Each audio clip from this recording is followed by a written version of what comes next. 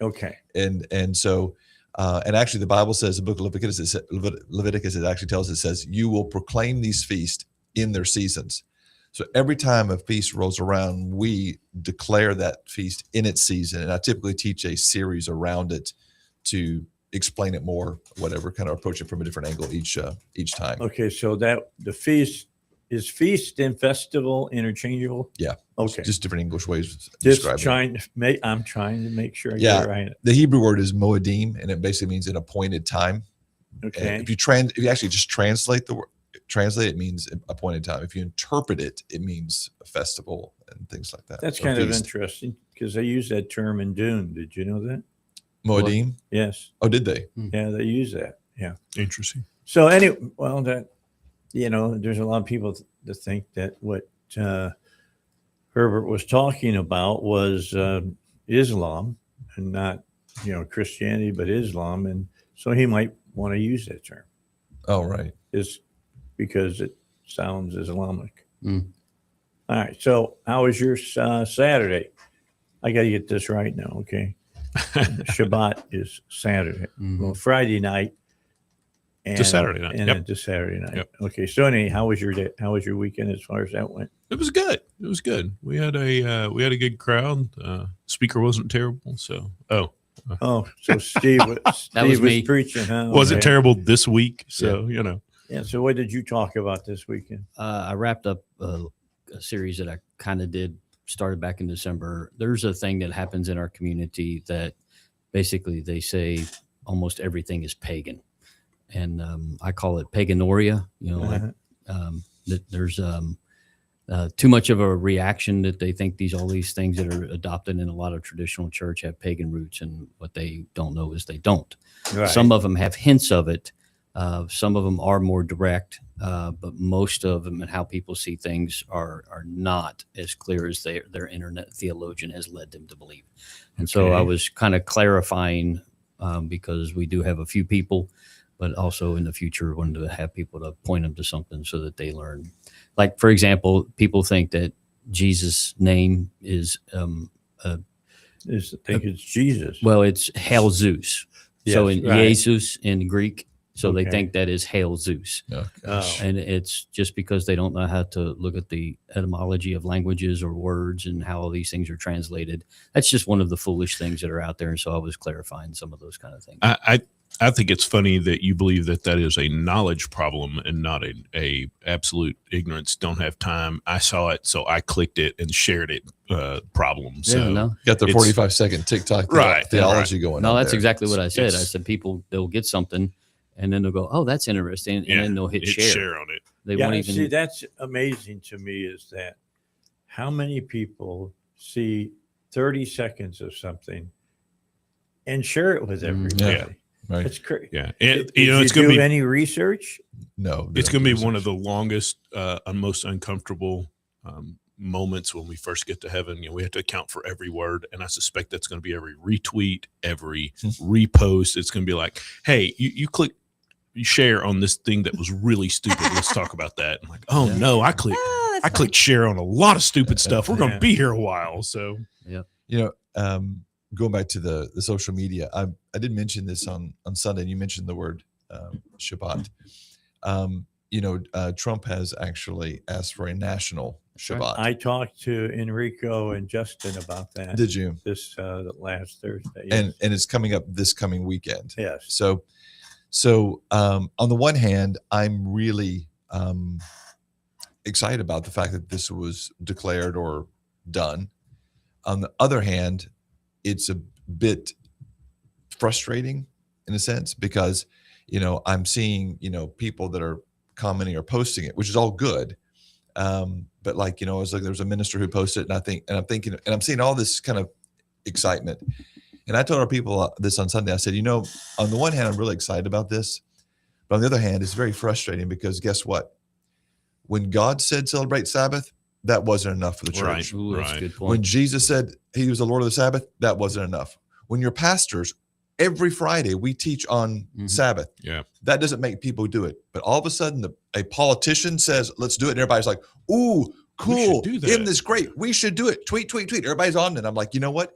On the one hand, Great. On the other hand, shame on us for Yeah. waiting to follow some politician to say it when you've not paid attention to what your own pastor has said. That's a So good point. here's my question. And not just your own pastor, but God himself. I mean, Yeah. Are they saying that the Christian church should have services on Friday and Sunday?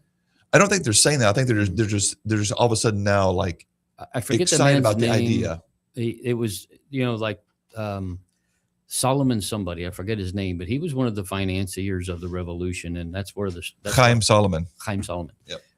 And I think that's even why we have the way the stars are set up on the dollar. Mhm. It's in the Star of David. And this was mentioned in the proclamation about Shabbat. It was to pay respect for one of the guys that really made it possible for us to become a nation, and the Jewish influence in the nation, and all that other kind of stuff. Okay. So on that hand, it's great, but it was a little bit irritating at the Yes. same time. Well, yeah, that you have to wait for some social media post to get it's people been in moving. the good book since the good book was written. Yeah, right. Okay, so Well, it's but been so there. has this whole people fall away, and a ruler comes along and goes, "Hey, cut that out," and they get all excited until the mental facilities of a gnat kick back in, and they forget all about it again. So we'll see. We'll see. So I hope that people do take time and do celebrate Shabbat, but I pray that something lasting comes out of that. And just the fact that people would follow a politician more than their spiritual leader, I think it gives a testament just how easily people can be Well, it's been that way stirred since to action. it's been that way since the first king of Israel, hasn't it? I guess in some ways, yeah. Yeah, So some there's things always don't been an change. aspect of it, but it's getting so bad, and it's why I did this thing because especially I see it so much within the Hebrew Roots movement that that so many of them get their theology from the internet, from TikTok, from Facebook, from YouTube, from Reels, and they think that they have learned or they've got some secret revelation. And when you try and explain to them that these things that these guys are teaching were already dealt with in the 2nd and 3rd century, there's a reason we don't follow those books anymore. There's a reason we don't believe these things anymore. But because things like the Sabbath and the feast and all that were hidden from the church, that these were good things that God gave us. The Bible says that God says, I gave you these things for your good. It's good to take a day and to rest and to reconnect with your creator and your community and all of that, and to celebrate the feast and do all these things, but it was taken from us. And so there's one aspect where people kind of have this knee-jerk reaction to, well, what else was hidden from us? Yeah. What else have we been lied to about? And then they just go down the rabbit hole, and then they just kind of lose all sense of common sense and decency and reality. Well, and I think we've had this conversation in the past. Part of it is you're dealing with a group of people, and we are in that group of people who found ourselves a bit rebellious, quote unquote, to begin with, right? I mean, we had to look around at the current religious system and go, hey, that's not what Scripture says. And therefore we pushed away from that. So we are already kind of pre-wired to go, you're going to have to prove it to me, right? I'm going to doubt you until you prove it to me versus the other way around. So it's kind of part and parcel and nature of the movement that we find ourselves in, because the vast majority of us weren't born into this. We rejected whatever it was we were currently in to come into this. And therefore we've kind of already got that kicking at the goads sort of thing going on. Yeah, I think there's truth in what you're saying. I think that there is a double standard with it, though. I think that, like you said, I think the whole prove it to me thing is there, but they don't ask that of the TikTok guy. Correct. They don't ask that of the real guy. They Yep. just take what he says as being truth and they post it out. But to us, who they can get a hold of, they say, you got to prove it to me. Yep. They have two tiers of two standards of what's the right word? Of Two tiers of standards. Yeah, 2 tiers of standards. Right. So that's I just lost my words. Basically, it's a hypocritical way of doing it. They're expecting more from us. Yeah. I was doing a youth meeting last Sunday night, and this came up about the youth going to TikTok and basically filling their minds full of doubt about Israel and other things like this. And so my youth pastor opened up the Bible and he read through the qualifications for someone who was supposed to be overseer of your soul, Right. bishop. Right. Yeah. And so he read through that, and then he asked the kids, how many of these people you're watching on TikTok do fulfill any of these requirements? And he says, you don't know. Right. He says, but what you do know is the people, the man sitting here, you know his life, you know his family, you know his wife. You can prove these things. Therefore, you allow him entrance. But these people that are spouting off online, you can't go and know anything about them. Yeah. About are their children subject to them? Are their wives following them? You can't prove any of that. Yet you're submitting more to them than you are to the people that are actually. I said the exact same thing. Did you really? Saturday. Well, here's the thing. You go to AI, Yeah. okay, which everybody wants to take for gospel. And at the bottom of any post on AI, it says AI can be wrong at times. And I have found it to be wrong many times. Many times.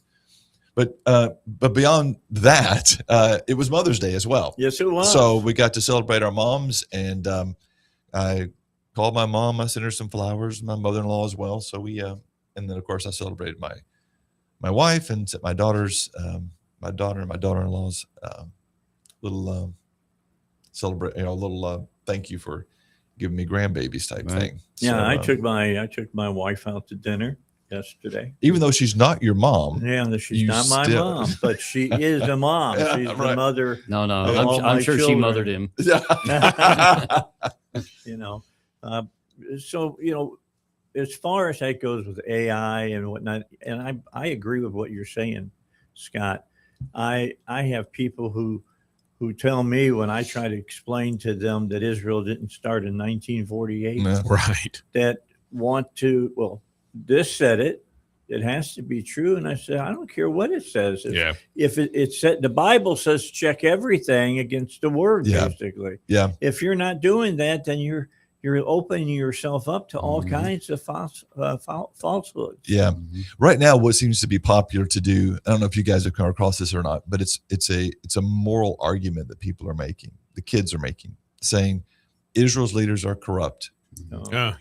Look at how much, the biggest gay pride celebration. Let's go on the list of all the corruption or sinfulness or whatever, and then of course, what people don't realize is Israel and the land have absolutely nothing to do with how good the people Correct. are. That is not the Israelis' land. That is God's It's land. God's That's land. right. And That's he right. chose the Israelis to live there. And he said in Ezekiel, he says, okay, I've scattered you around the world, and everywhere you go, you make a mess of things and you profane my name. He said, I'm going to bring you back to this land. He says, I don't do this for your sake, Right. Israel. I do this for my sake. I've taken pity on my own name because when I make a promise, I'm going to keep it. So this has nothing to do with you. You're absolutely unworthy of this blessing.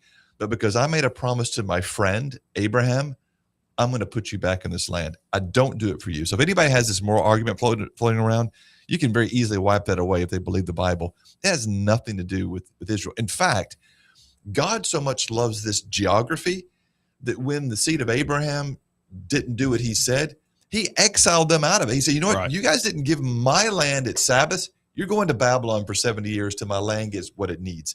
I mean, it's very much about geography and territory. We mentioned this last week, that even when Naaman, he gets healed and he declares he believes in the God of Israel, when he's going to go back to his territory, he asks the prophet, he says, give me some dirt. Yeah. I can take the dirt back, because they had an understanding of territorial, what do you want to call it? Spiritual dominion or whatever. And they knew this land belonged to Yahweh. And so he wanted to take dirt back with him wherever he went. Are we breaking or? So you wanted to steal something of Yahweh's. But he wanted to take it with him so that he could spread it and pray on it. He wanted to make sure that he had the territory of Yahweh wherever he went. After the break, I'll address something I physically experienced when I was there in 2012. Okay, Cool. It's 7:22. Got to get a break in. It's going quickly as it always does here on the Dave Elswick Show. First show of the Monday this week, and we've got the Bible guys here on the Dave Elswick Show. You know your business inside and out, but does your community? With Salem Media's podcast and video production services,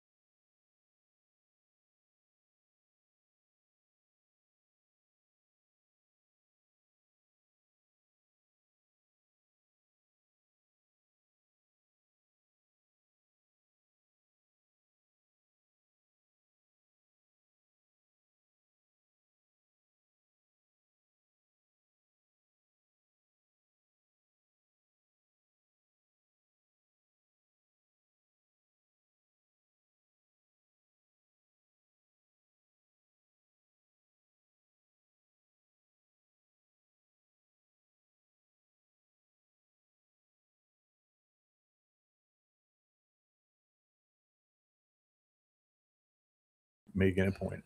Go ahead, Steve. You had Okay, something. so in 2012, I went on a tour to Israel, and we were taking our bus, and we went down. And I think part of the trip that day was to go to the Dead Sea, and then we were going to head north and then go up to the Galilee. And so part of that trip, we're in the West Bank in Judea, Samaria, as is biblically known.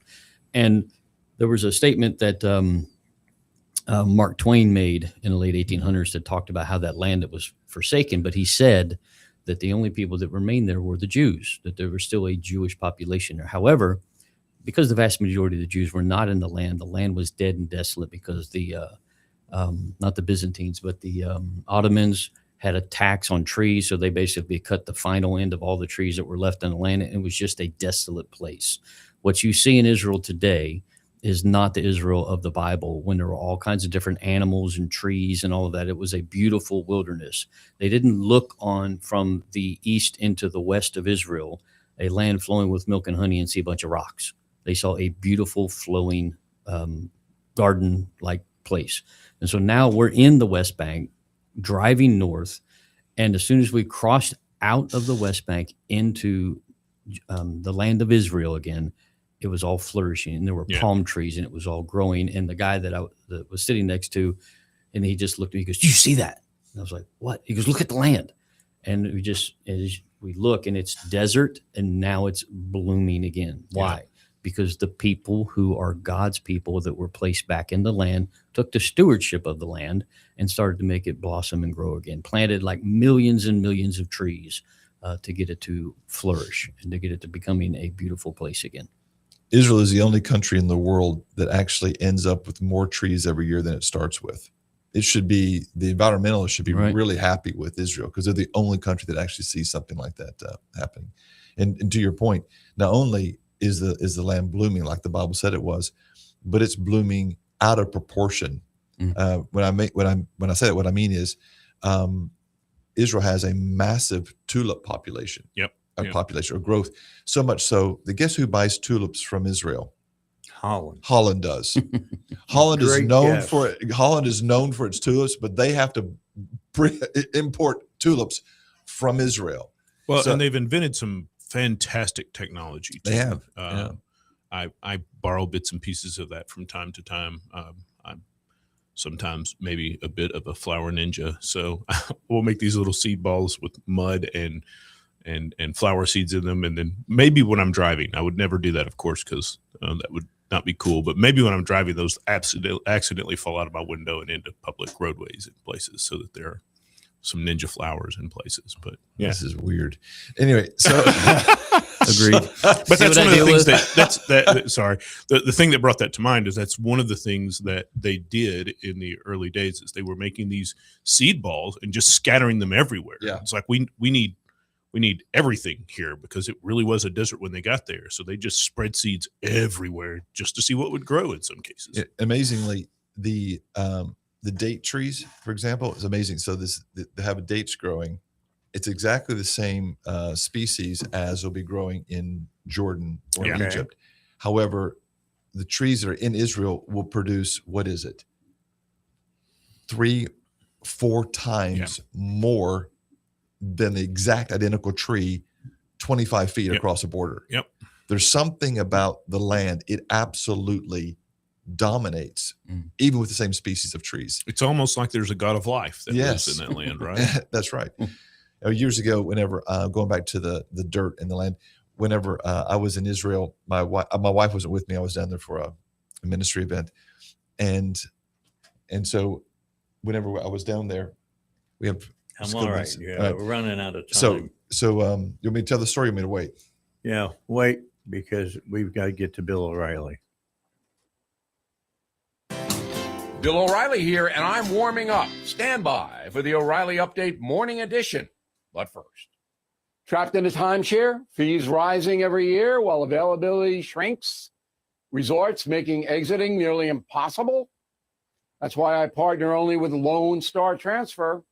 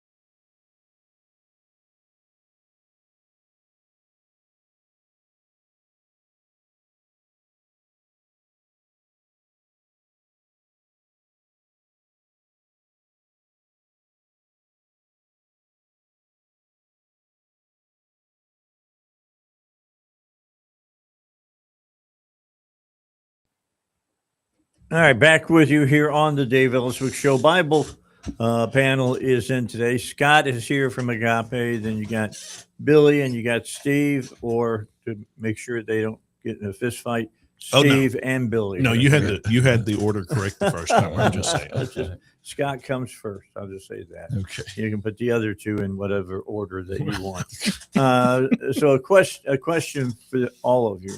The reason that the land of Israel blooms the way it does is because of the desalinization that they've had there, and they can take the salt content out of the water, and water and everything grows and stuff. Was it a Jewish person who came up with desalinization? Yes. Okay. It's also this technology is called drip irrigation, which is also a big thing. And also, the more trees you plant, you actually change the atmosphere, where it's producing more carbon dioxide. Yeah, and so you create clouds, and so you're getting more rain. And trees have deep roots, and therefore they hold water. So a tree is one of the best things you can do for land. Period. So you change the actual atmosphere around a region when you begin planting trees. That's one of the reasons why whenever Arabs typically do attack Israel, a lot of times they burn their forest. Yep. Because they know Jews love trees, and so they start burning their forest down. And it's a big deal for a forest to get burned because it takes so long, to cultivate a forest, in that sense. But before we went to the break, I was talking about this thing that happened to me when I was in Israel a few years ago about the land, and my wife wasn't with me, but I was on the phone with her, and I was about to leave to come back home, and she said, "Could you please bring me a piece of Israel with you?" And she wanted me to bring her dirt. So I took a sandwich bag that I had, and I went out to the hotel I was at, and so I just filled it full. If you've ever been to Israel, the dirt is pretty much white, powdery looking dirt. So I put it in this plastic see-through sandwich bag. You put white dust in a sandwich bag and then tried to bring it back to the U.S. Yeah. I was up in Scotland at the time, but yeah. So I put it in my suitcase, and I'm headed to the airport. I'm in the airport, and if you've been to Israel, they run all your luggage through an X-ray machine, and so mine goes through, and sirens start going off, and you're standing there thinking, I wonder who that is. And so I was like, oh gosh. And so they pull me aside. They say, we need to look inside your suitcase. I said, okay. So they open it up, and they reach in, they pull out this clear white plastic bag with white powder in it. There you go. And the immigration officer hose up in my face and says, what is this? And I said to him in Hebrew, I said, it's the land of Israel. It's Eretz Israel. It's the land of Israel. He just looked at me, and I told him the story. I said, my wife couldn't come with me, and she wanted me to bring Israel home with me. And I said, so I put it in this plastic bag. I told him the story. So he I guess, I don't remember if he tested it or whatever. He looked at it. He looked at me. He shoved it back in my suitcase, zipped it up, and said, what airline are you flying? And I told him. He then carried my bags for me to the airline counter, went to the lady behind the counter, looked at me and said, give this man a first class ticket to wherever he's going. Awesome. And I thought, every time I go now, I'm going to get myself an upgrade just by bringing some dirt home with me. Right. But there's just something about understanding, loving the dirt. The Bible actually says that we're commanded to have, is pity on the dirt and stones. So we're meant to have compassion, pity on the dirt and stones of the land of Israel. Why? Because it belongs to God. Yeah. And when we showed value to that, I got an upgrade on my flight. Right. Turns out Pastor Scott is living on Israeli land. So many trips over there, so much dirt brought back. And right now, in my home, on a prominent shelf in my living room, there's a glass vase with Israel inside of it. My wife still has it. And so every once in a while, she'll walk over and she'll just stick her hands into it. Just to feel the land, the land of Israel. I do it sometimes myself. It's interesting. Yeah, I mean, if Naaman did it, God kicked the people out because they didn't take care of that land. Mhm. I thought, you know what, this is a good idea. So I have a little good. jar of I the mean, land of Israel in you my need house. to- It seems to me that you're just helping them fulfill the commandment to let the land rest. Well, I'm assuming you've never planted crops in it, so Never. it's just been sitting there resting It's this been whole sit- time. So Years of resting. Yeah, you should bring a bag back every time you go and travel there. Yeah, I could do because- that. Build a little garden in my, Right. Yeah, get a because pot Billy's full- right, you know. Yeah.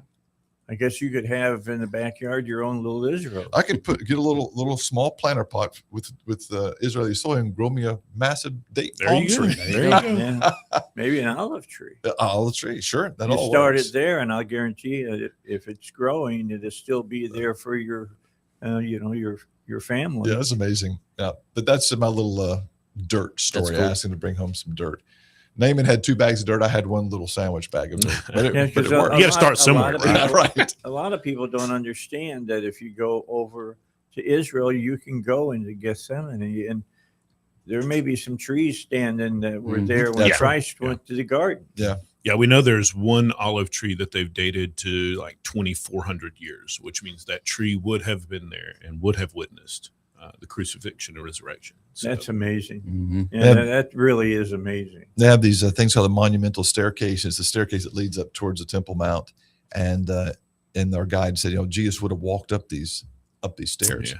And as I went up there, I was a teenager. I went up there and I heard that, and I thought, I want to make sure that my foot touches Mm. the spot his foot touched. Now these are Mhm. big, so You I just actually scoot back and forth. I did. I stepped at the I bottom can see it in step, my head. and I just scooted my feet like this all the way from one to the then went to the second step and did the same. Just thing. in case he Yeah. skipped a step. Right. A step. So at some point, my foot has touched one of the spots where the So Messiah, you the could Son of actually God, yes. say, He without walked in his fibbing, footsteps. that you walked where Jesus walked. Absolutely, yeah. And Yeah. I wanted that moment. Yeah. I'm that's thinking awesome. about that, and I'm thinking of how cool that would be, because that's when I go to Philadelphia, there's a church Mhm. just like 2 blocks away. Yeah. Where the founding fathers, most Yep. of them Yep. attended the Mhm. service, and you can even see where they sat Oh, in the right. church. Yeah.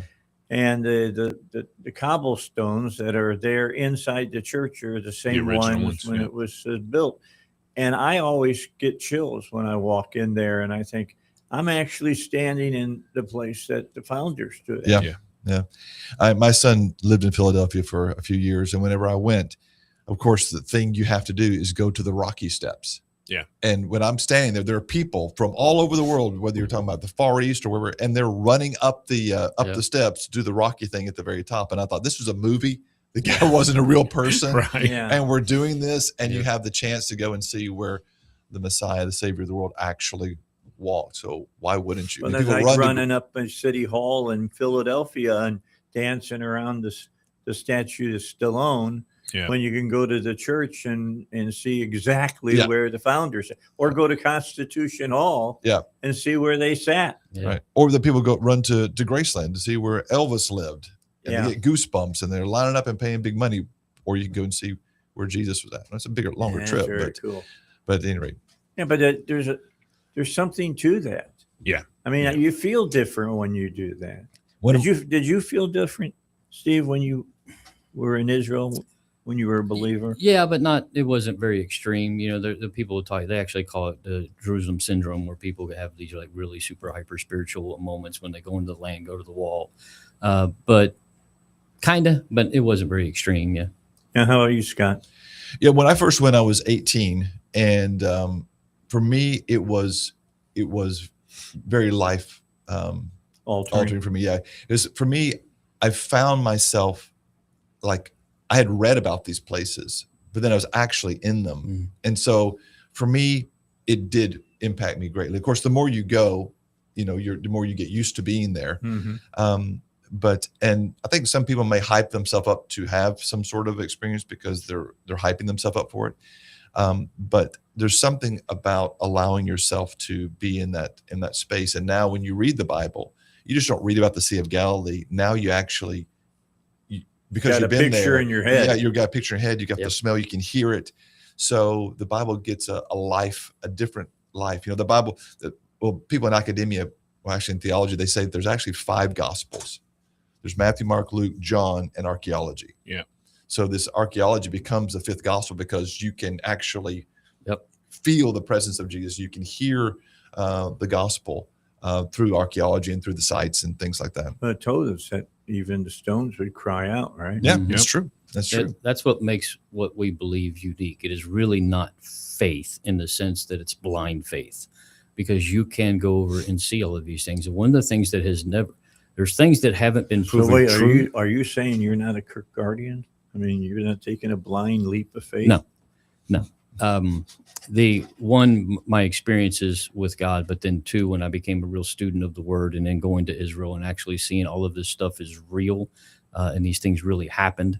And the other point I was going to make was that there are things in the Bible that haven't been proven true yet, archaeologically or historically, but nothing has been disproven. Right. So it is a historically accurate book. They'll say things like, for example, there was a time where they used to say that there was no evidence of Pontius Pilate. Right. Now they know they was. Right. And then they found a stone Mhm.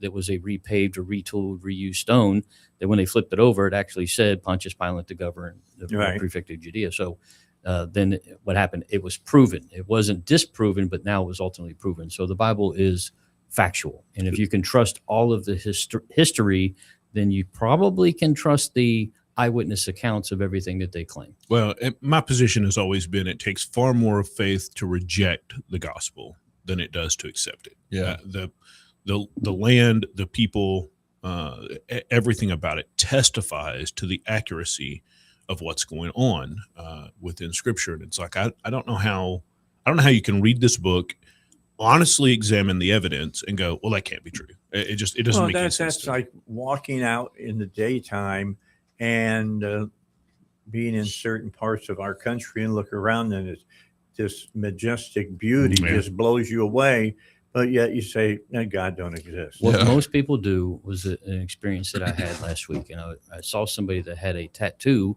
on their wrist, and it said Yud He Vav He, had God's name on their arm, and it had a little cross above it. And I said, so you're a person of faith? And they said, well, I used to be. And I was like, well, that's a pretty big mark to take for, Right. like, yeah, I don't really agree with, some things that I've come to learn and understand, about the Bible. And I said, well, I'm a guy that would be loved to talk to you about those kind of things. I said, and they said, well, for example, I'm gay. And so Mhm. I said, And oh, God made me this way. right. And it's like, so the problem's not with the Bible. And this is what everybody else's problem is. It's how they want to live contradicts the Bible. Right. And it's not just gay. It's people who want to lie, steal, cheat, commit adultery, do whatever it is. That's the main reason, because the evidence is undeniable. Yeah. When you go and read books, or like Lee Strobel's book on the Case for Christ, or if you don't want to read the book, go watch the movie, and how all of the cases and how many people have sought to try and disprove, and they have never been able to disprove it, and they have come to faith over it. And then what that forces you to do is now address your life. Yeah. And people don't want to address their life. One of the hardest witnessing moments I ever had. We had, I think I was a singles pastor at the time, back in the early aughts, and we had a guy who had kind of fallen away, and I went to visit him, and we had some conversations, and he was giving me all the typical answers you get, right, and I wasn't willing to settle for that, and we finally got to a point where he just looked me in the eye and went, "But I like my sin." Mhm. And I went, for starters, that's the most honest thing I've ever had another human being say to me. Yeah. And secondarily, so do all of us. Yeah. Right. The difference is that we try to put that aside. Yep. Now I can very with a great deal of joy say that he rejoined the fellowship and rejoined, and I've talked to him lots of times over the years, but that was a moment that kind of clarified a lot of things for me. And I started to say the first time, the only time anyone just flat out looked at me and went, "But I like sin." I'm like, yeah, it's the flesh really, really enjoys that. Sure. But let's talk about why you should reject that. So that's the reality of the situation. The vast majority of people who are pushing back are either ignorant, they just haven't really taken the time, or they like sin more than they like the accountability that comes with Scripture. So, one of the things on my bucket list that I would like to do is I'd like to go to Saudi Arabia, to the real Mount Sinai. Mm. And some of the images that come back from that, I went through about 7 of them on Sunday with our people, just saying the here's a concrete piece of evidence that the first Pentecost, because that's what happened. The reason why the mountain is there and burnt is because of the first Pentecost, the first Shavuot, 50 days after Passover. I mean, the top of the mountain is still burnt. The Bible says that Moses put up 12 pillars at the bottom of the mountain. The 12 remnants of the 12 pillars are still there. There's the altar for the golden calf is still there. There is stones that have great engravings on them of sandals everywhere. When God said, "Take off your sandals, because where you're at is going to be holy ground." There's actually the oldest image of a menorah is carved in a rock there at the base of the mountain. I mean, it's just amazing, the remnants of the presence of the children of Israel at the base of Mount Sinai, and of course the presence of God on the top of Mount Sinai. That would be an absolutely fabulous thing to be able to do. I was going to go a few years ago, but COVID happened, and then the tornado came, and a few other things stopped. Is memory serving me correctly that they won't actually let you go to the top of the mountain? You can go now. You can now. Yes, you have to go. You have to go with a Gotta start saving my pennies then. government Escort. escort.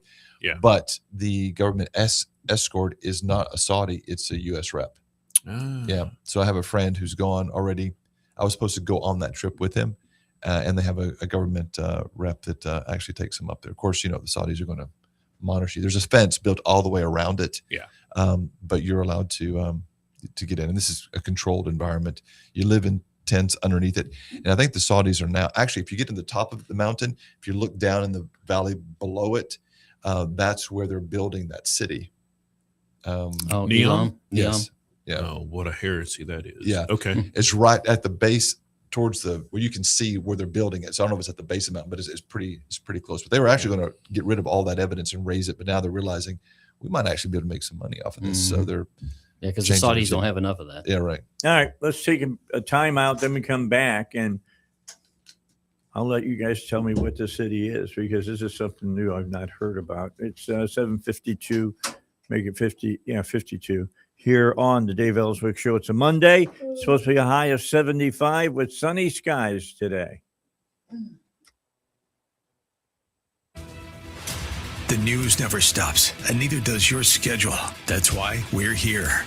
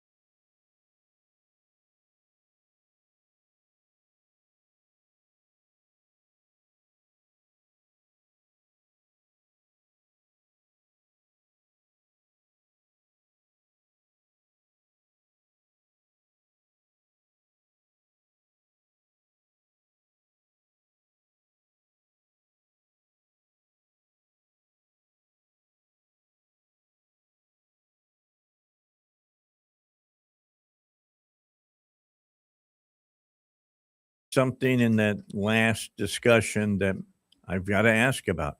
What in the heck is this city that you're all talking about? Yeah. That plays to Billy's specialty.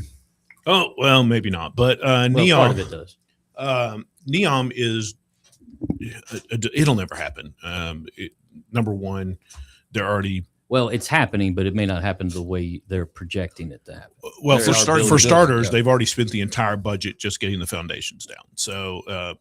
it's going to run probably 1,000 times what they originally estimated, which was $1 trillion to yeah. begin with, right? So the chances that it ever reaches its ultimate fulfilled goal are Potential. almost non-existent. But essentially, it is a line city, and so I used to play a lot of civilization type building games, and one of those games always have this final form where you got the entire city in a single building, megapolises, and that is essentially what Neom was designed to be. That you would be able to live, work, and have all your recreation within a single building. 15-minute walk, I think. Yeah, and you would never have to drive anywhere. Everything that you needed would be within 15 minutes of where you live. So you could essentially live your entire life never walking more than 15 minutes for anything that you needed.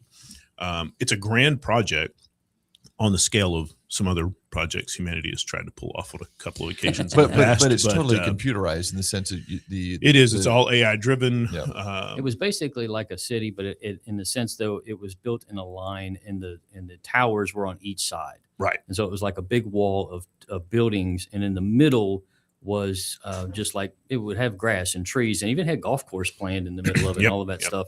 And there was been like a subway kind of thing that would have gone from one end to the other, and it was supposed to be miles long. But I mean, I even think the original plans called for like 5 miles or 15, maybe 15 miles. Yeah, it was- but yeah, and it's ruler straight on the plans. Just comes in from the coast and runs however many miles into the inland, and it's the entire outside is mirrored glass, which is supposed to help with temperature control and all that sort of thing. But the technology is amazing. When he says a line city, it's actually a line. Yes, It's a straight it line. is It's a straight line. It doesn't sprawl like ours. It's just a. If you look at it, it's just this. I don't know how wide the line is, but it's just a straight line. It's wild. Yeah. And it's it's in progress at this point. You can go online and look So at why pictures. is it built? Why is it so important to be a straight line? Is that because it's the Efficiency. shortest? Efficiency. Yeah. Okay, I'm going to say the shortest distance between 2 points is a straight line. Well, and they only need a single. You only need a single rail system at that point that goes from one end to the other and back, right? Okay. And you don't have to the go smaller yeah. footprint with the way they built the buildings. We're not talking about skyscrapers in the sense that for beauty and architecture and all of that other kind of stuff. It was efficient, just a big Yes. rectangle, and then all the people that you could stack in all of those, but yet they could all go down in the middle of the street, and not street, but it was all a big garden. Yeah. And so it's just designed to be and basically entombed because you weren't going outside of that. You were going left or right, forward or backward, however, in that straight line. You weren't going out into the desert, north or south. Yeah. Or But, whatever. but the thing that's really scary about it is the fact that it was all, for me anyway, it was all AI driven. Yeah. AI is Yes, going to run it. yes. You're going to go before an AI judge, an AI policeman. You're going to have, AI patrol everywhere you go. Talk about Big Brother. It's going to be everywhere. So it's a city. And why didn't they call it Skynet? Yeah, Right. so they actually invested in some of the Chinese technology because the Chinese are the world's worst, at least at this point, about tracking and identifying. And the AI is watching you so frequently. In China, they know when you've had a bad day because you're not smiling as much as you normally smile while you're going to work. Because wow. if you don't smile while you're going to work, you're in real trouble when you get there. So So do they have a measurement that says happiness index? China does, absolutely does. They monitor your face. They monitor your face. picture's taken hundreds of times Yes. before you get to work. Yes. All right, let's take a break and then we'll get over to the power panel. I learn new stuff all the time here on this show. Thanks, guys, for coming in. Thanks, Dave. Billy, Yes, sir. Steve, Scott. We'll see you all next Monday here on the Dave Elswick Show.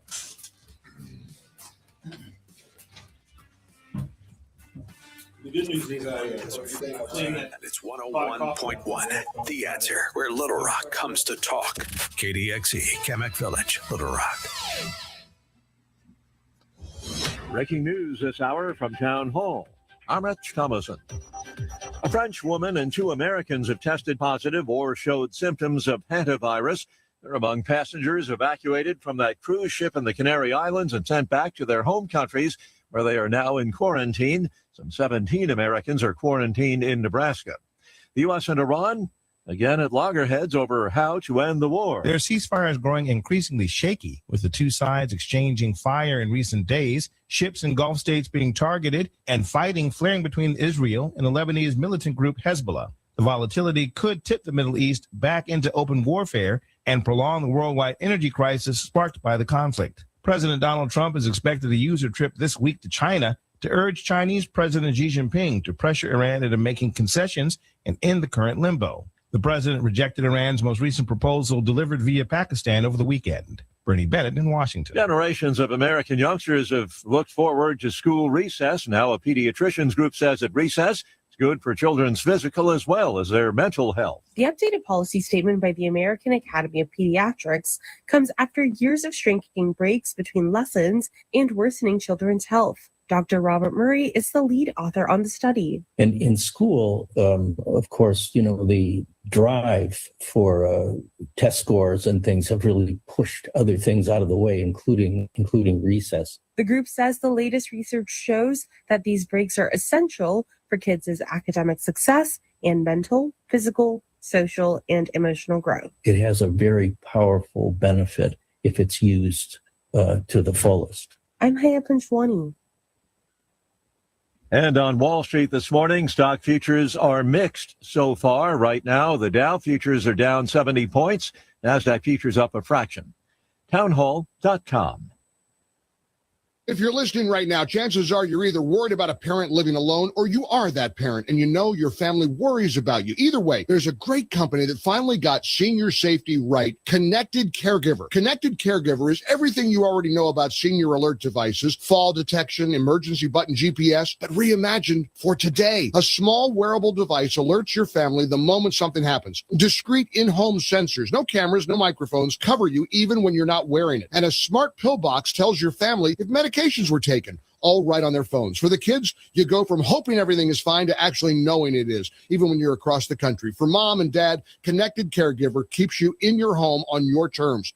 That's not losing independence, that's keeping it. Call 888-870-8020. A Connected Caregiver specialist who genuinely cares will help find the best solution for you. They'll even help check if you qualify for a free device. Call 888-870-8020, 888-870-8020. With your news flash, I'm Trey Westerberg, 101.1 The Answer. Receive your dental implants and new smile in as little as 1 day with Little Rock's dental implant specialist, Dr. Samuel F. Jurek, DDS. Schedule your consultation now at jurekdds.com. The Trump administration is moving to scale back hunting restrictions across national parks, wildlife refuges, and wilderness areas. Interior Secretary Doug Burgum says the changes are aimed at extending public access to hunting and fishing on federal lands. 2 Arkansas women have been arrested on felony Medicaid fraud charges after investigators say they submitted thousands of dollars in improper claims. Authorities allege one woman billed for services involving her own child, while the other submitted claims that overlapped with a separate full-time job, with both cases now pending in court. Arkansas State University is joining Epicenter Memphis on a new startup program funded by an $800,000 plus grant. The initiative will train Delta region students to turn business ideas into startups through mentorship, funding, and hands-on development.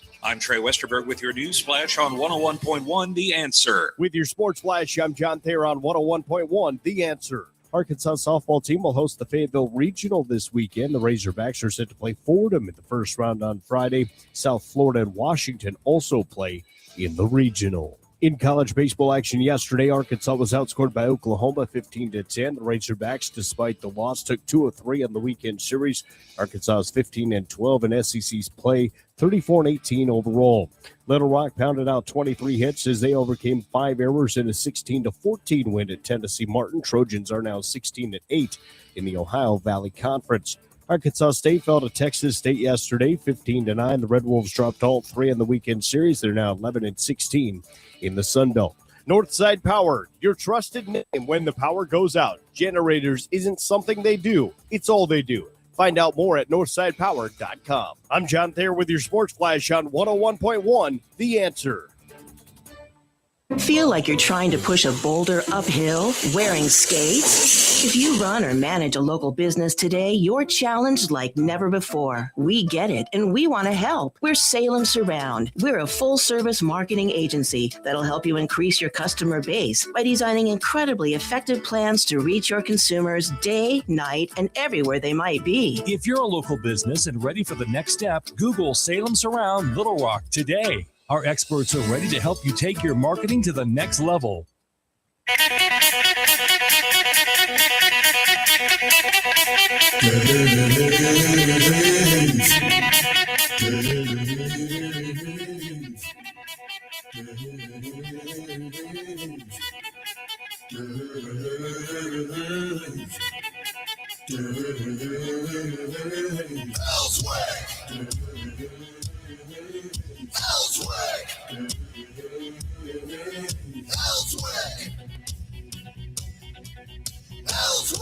That was an interesting hour with the Bible guys today.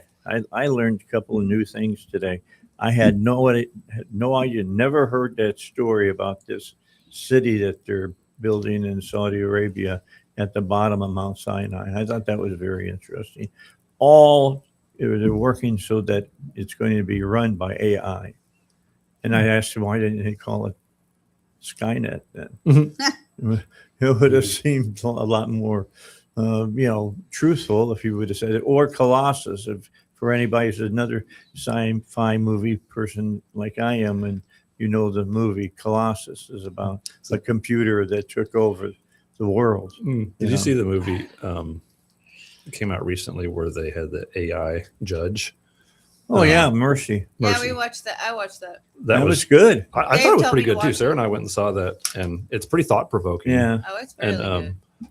But the thing is, so the interesting thing about that concept is that if you don't put the right data into the computer to tell it how to make decisions, then it can make bad decisions based on that. They've had that, but we've known that forever. Garbage in, garbage out. Yep. Right. I mean, that's where that literally saying comes from. That's literally what I talk about with the nonprofit that I work for. We're working on AI guardrails, and you have to have a human input, and you have to make sure that input's right, because it's going to be healthcare.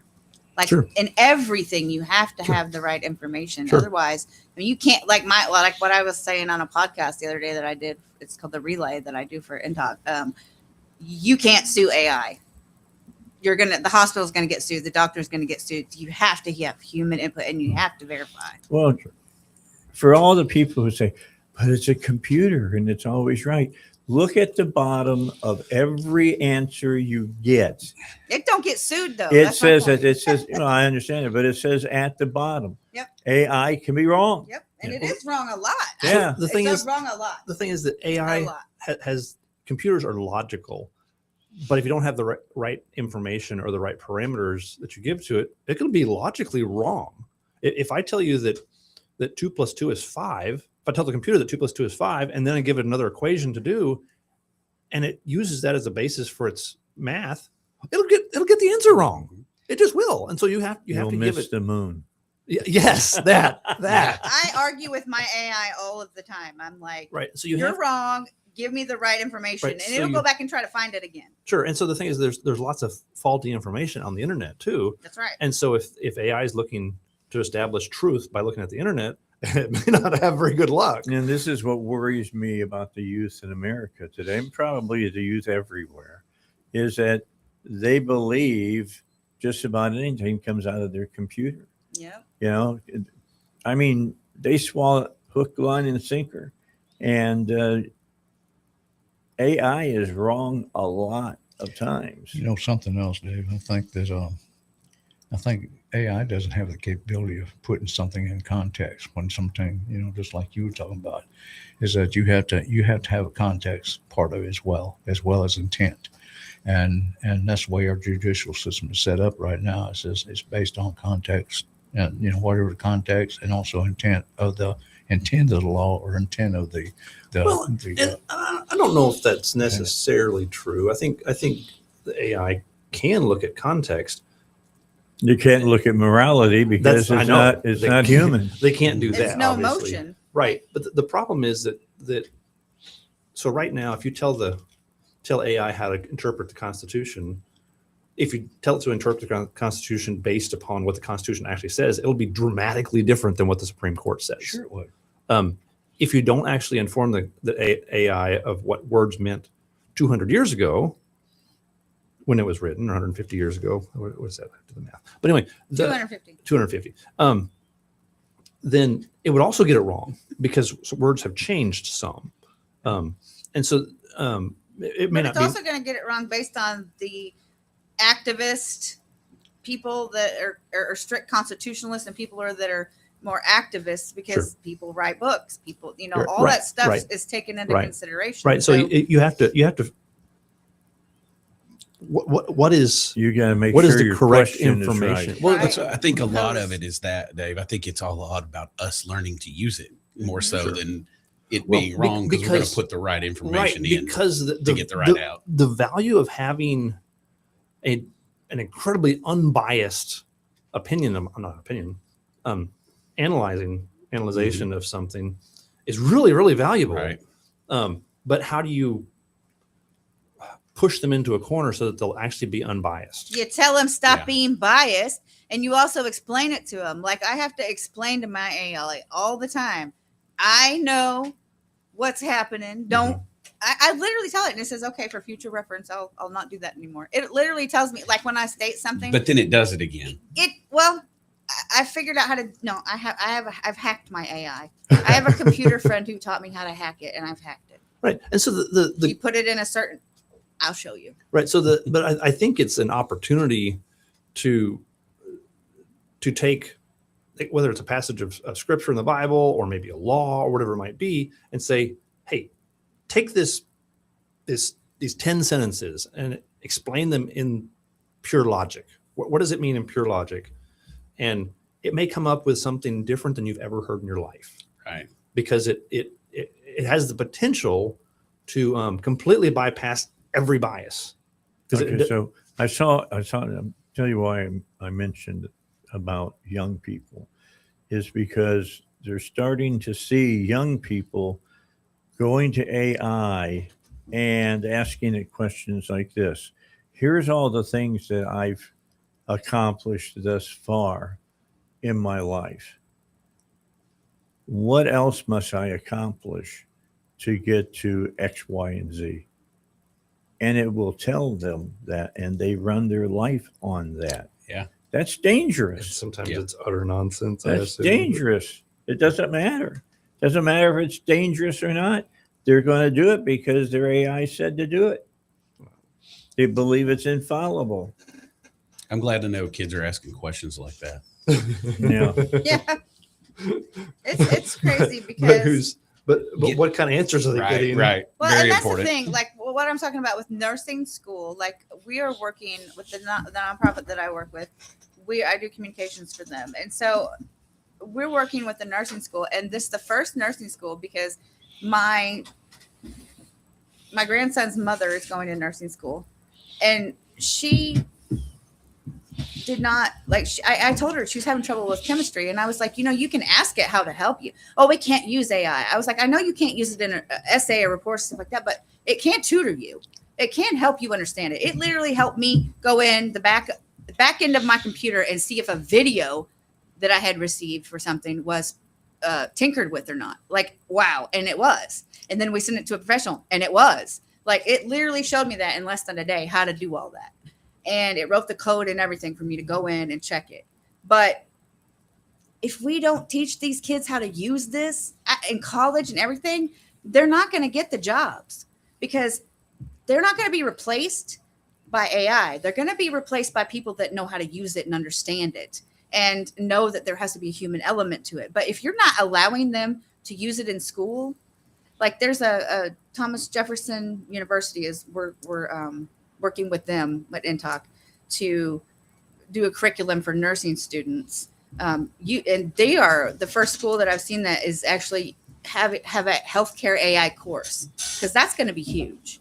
And I- everyone needs to know that AI is going to be part of your healthcare. I think it needs to be, because I But think there also needs to be guardrails, because there probably does. But I think part of the problem right now is that, and this is in a lot of different industries, is that you've got things that go wrong, and they're really common for them to go wrong. yes. And so you have transitions of care. Is one you of you have the technicians that, well, there's like, let's say with heat and air, there's like 5 things that go wrong, and it's when your heat and air system quits, 95% of the time it's But one. this is your health. I know, This but- could kill you. and the thing, and if the- somebody puts in the right. wrong information, if it's just your But- air conditioner, your air won't work. But what this is your I'm healthcare. what I'm getting at though is that sometimes there's things that are outside of normal, and the normal technician won't pick it up because they don't actually have enough information in their heads to recognize, okay, there's one more symptom here that actually points to something very different.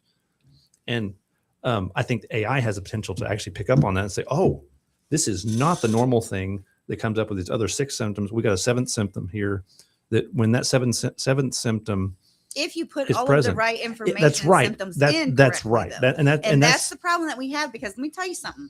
I deal with nurses.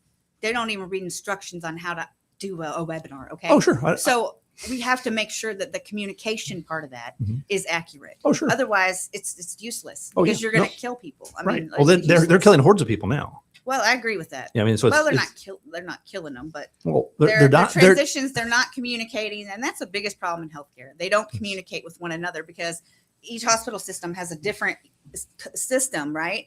And they can't communicate. Their systems don't communicate, so Well- they can't share information like they should. but but And people are dying due to what do they call it? Preventable medical errors. it's And- called preventable preventable medical errors. readmissions, and Right. that's what I do. And that's what National Transitions of Care Coalition stands for. I've done And it so for it's- 15 years, and the biggest part of it is communicating with each other. When you hand off the baton, which Mhm. is a baton, you don't let go of it until that person on the other end of it understands what's going on with the patient. Sure. Right now, they drop the baton, they're throwing it. They're not doing what they need to do to communicate, and that's where that's where people go back Yeah, to the so- hospital. They don't, there's so many different things, like your Yeah, medication. so somebody needs a blood transfusion. You give them blood thinner, yeah, and lo and behold, they die. because people aren't reading. So that scares me, because they're not going to read enough to, Right. do the AI, and that's frightening Sure. to me. But it also, like you said, it can enhance things on certain things, Mm-hmm. but on other things, I don't know if it should be used or not. I don't know either, but you need responsible adults. Yeah. And the big problem is that we're not producing responsible adults. Mm. We're producing a bunch of government trained drones. Not everyone is government. Not trained, every, Paul. not everybody. So. Not everyone, Paul. Not everybody. Taking that broad brushstroke there, Paul. No, but a lot of what we are producing is a bunch of government trained drones. And I think, and Dave, you and I have talked about the AI issues too. How it can really drive a group. But one of the things that I try to admonish And some- drive them in the wrong direction. Right. One of the things I try to, when I'm talking to some legislators, I try to talk to them about, if you put a bill through, make sure that you put the definitions, what you mean, okay, and make sure that you put the intent in that bill, that proposed bill as well, what you really want it to do. Because what happens is that it gets lost in things, and then it gets into a court system, and you end up with interpretations, and that's when your dockets are so full in the But courts. you can't sue AI. Again, you're going to be the one responsible, so they need to hammer that in, because what hurts people when it hits their money. So maybe they'll pay attention if you say that right there. You can't sue AI for that. They're going to sue you. Make sure it's right. That's why you show intent and you show the definitions, what the definitions are at, or even put in some content in there. This is what we mean. This is a for instance. Okay. Give some examples in there. There's nothing wrong with these bills. If they're going through and how many bills they pass, a little over 1,100 bills around there, average. Maybe something like that. During the thing, but that's too many bills, and they'll tell you. The legislators will tell you that's too many bills. Mm-hmm. They're looking at over 2,000 bills every regular session.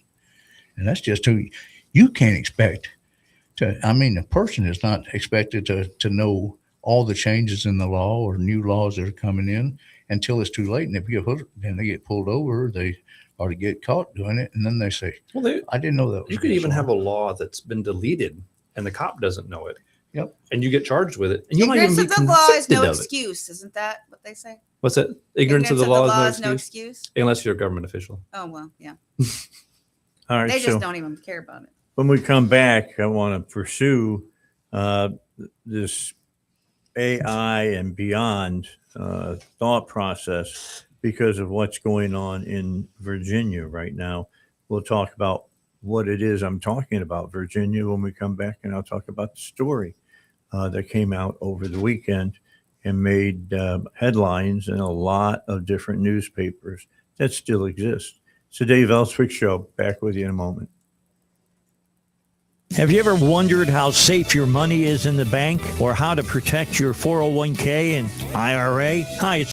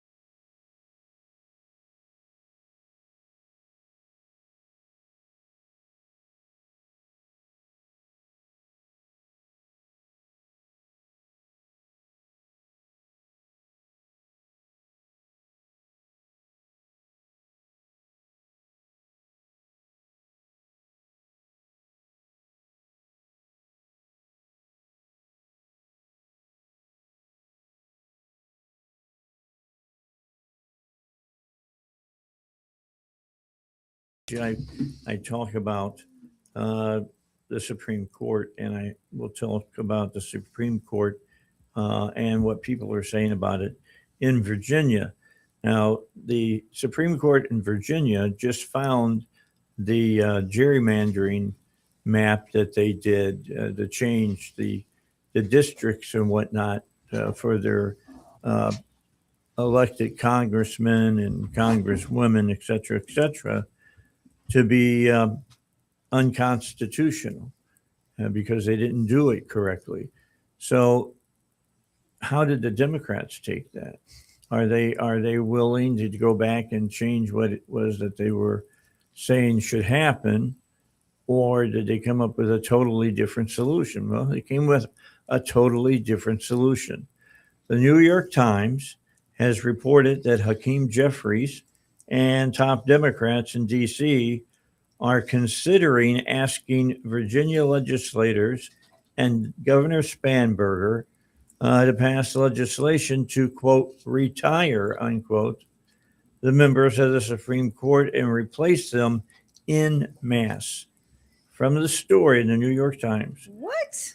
The conversation reflected the desperation and fury that have gripped the party after the state Supreme Court struck down a favorable map that had been ratified by voters.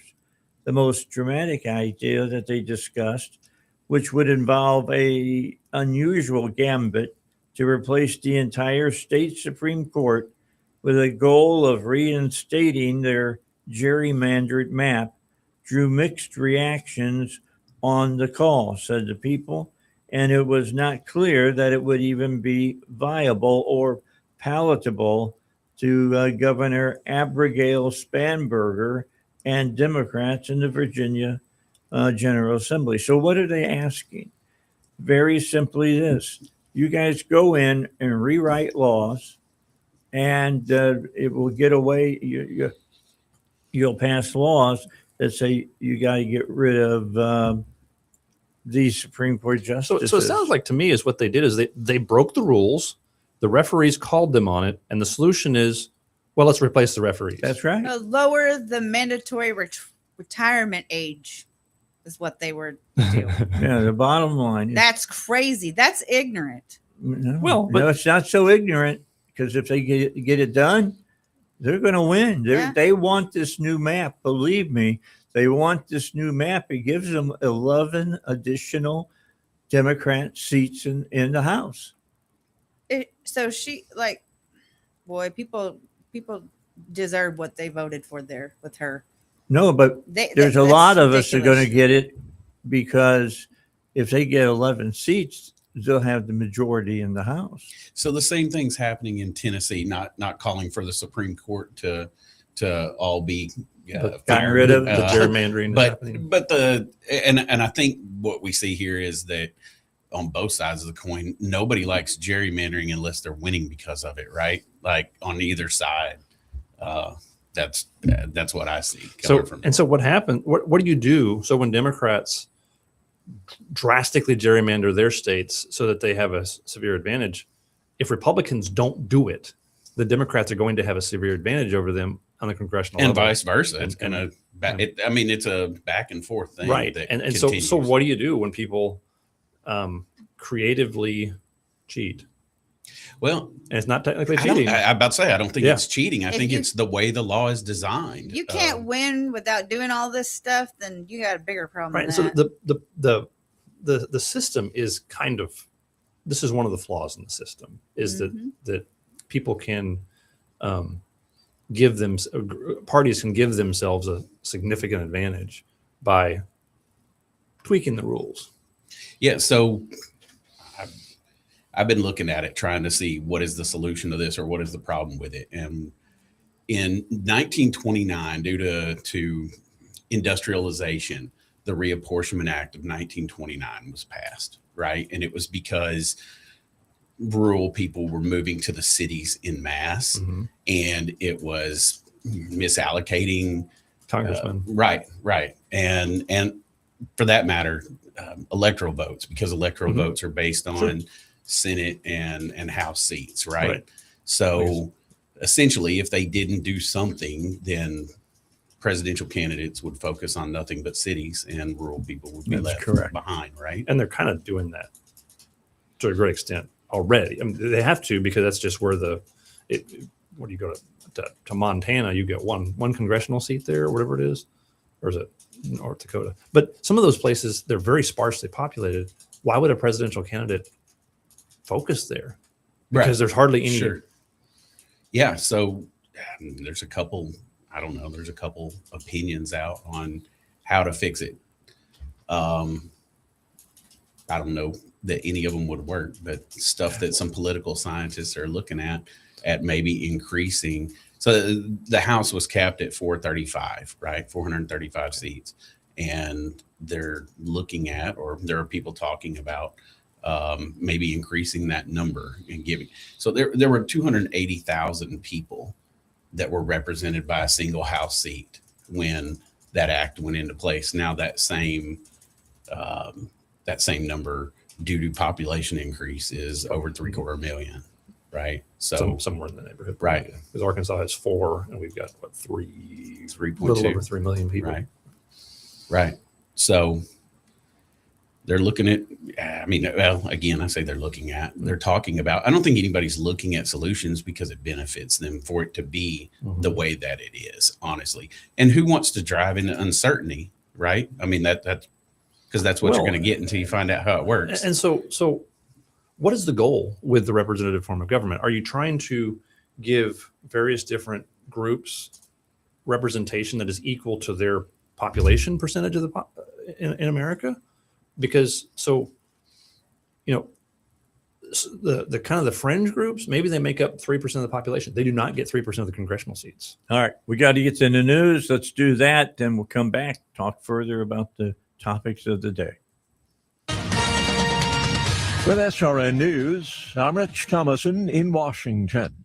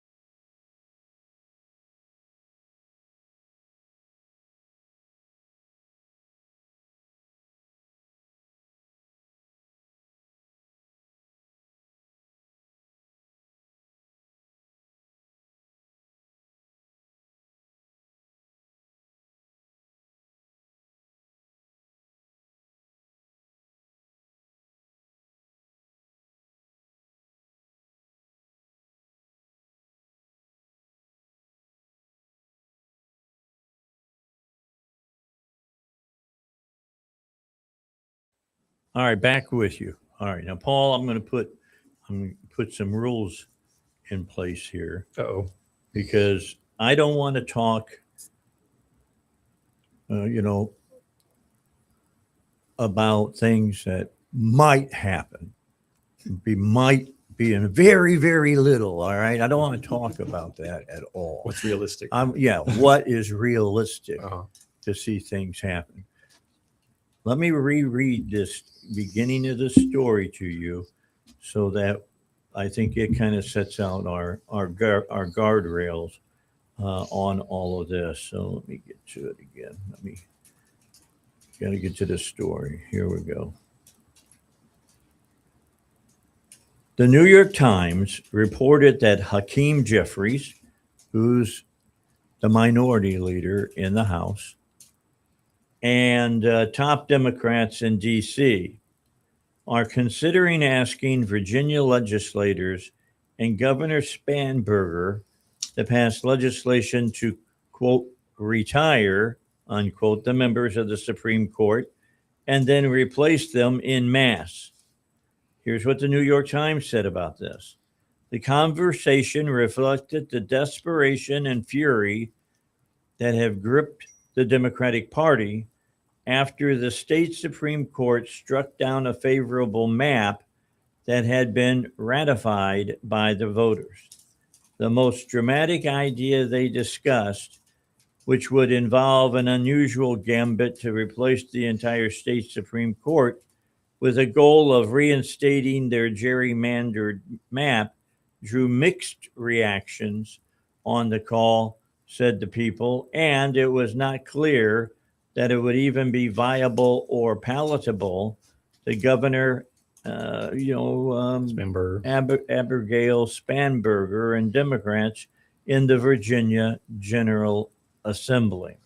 So put the guardrails up here now, all right? They're not saying, well, what happens if all the libertarians, somebody makes a law that says all the libertarians get to vote and we'll give them that proportion of. Right. That's not going to happen. That's not going to happen. So let's not. Where is Hakeem Jeffries out of? Let's not. What East. State is he out of? He's out of the East. He's not out of Virginia, right? He needs to stay out of it. That's ridiculous. That's ridiculous. Again, you're using hyperbole because they don't think that they're out of it. All right. They're very much into it if they're suggesting this. So the question is, will it backfire on them if they actually do this? Not saying that it won't. I think I'm hopeful that I it mean, might they actually packed would the Supreme backfire on them in Court. a big way. Well, they're already working on that. Dave, you said the voters ratified it. Yeah, they did. 50, about not quite, a little over 50%. I think it was like 50.6. Right. Oh, that's close. Against 49 point whatever. So from what I understand, though, it was procedurally done incorrectly. I think there was a constitutional provision for how to do it correctly. How to do the election correctly. And they did it they wrong. didn't do it correctly. So the Supreme Court says, yeah, this isn't valid. Their own Supreme Court. Yeah. Not the national Supreme Court. The state the Supreme Virginia State Supreme Right, Court. so- That's why Hakeem Jeffries is asking the governor and their legislators to overturn those laws, the right laws that have helped them be able to do it. So they're obvious. Because they don't care, because they want to be able to defeat the Republicans in 2028. Remember what he said? We just got to win. Is Biden too old to run? We just got to win. So, but the thing is, though, Hakeem Jeffries. but all they have to do is just go back and do it again and do it correctly according to the rules. Don't have time. And that's maybe the thing is that okay, well, Because we then can't they'll follow the say that rules they didn't because- do it 3 months in advance of the Mhm. election. Yeah. Which is why a lot of these states, like Louisiana, Alabama, are rescheduling the primaries. Yeah. They're rescheduling their elections. Yeah, to meet within the law. Right. That's the reason they're doing what they're doing. It scares me though, because I'm going to go with what they said in Star Wars. Dave Elswick from Star Wars. Remember when they did the gospel according to Charlie Brown? They did all the parables through Charlie Brown. Yes. Okay, I'm going to do it through Star Wars. All right, that democracy didn't die with a bang. It died with a whimper. I just think if I was a Virginian, I'd be like, you need to stay out of it. You're not even from our state. That's not what the Democrats will say. No, I know, though. but other people, hopefully if people let them know, okay, hey, this guy may be over the Democrats and, minority leader in the House, but he is not a Virginian, and he does not like dictate what our state should do. Well, he's not dictating anything. He's asking the governor Right. and the legislators to do this. Right. Well, that's what they're- He should just stay out of it. and basically, the way that they're doing it is just what you said.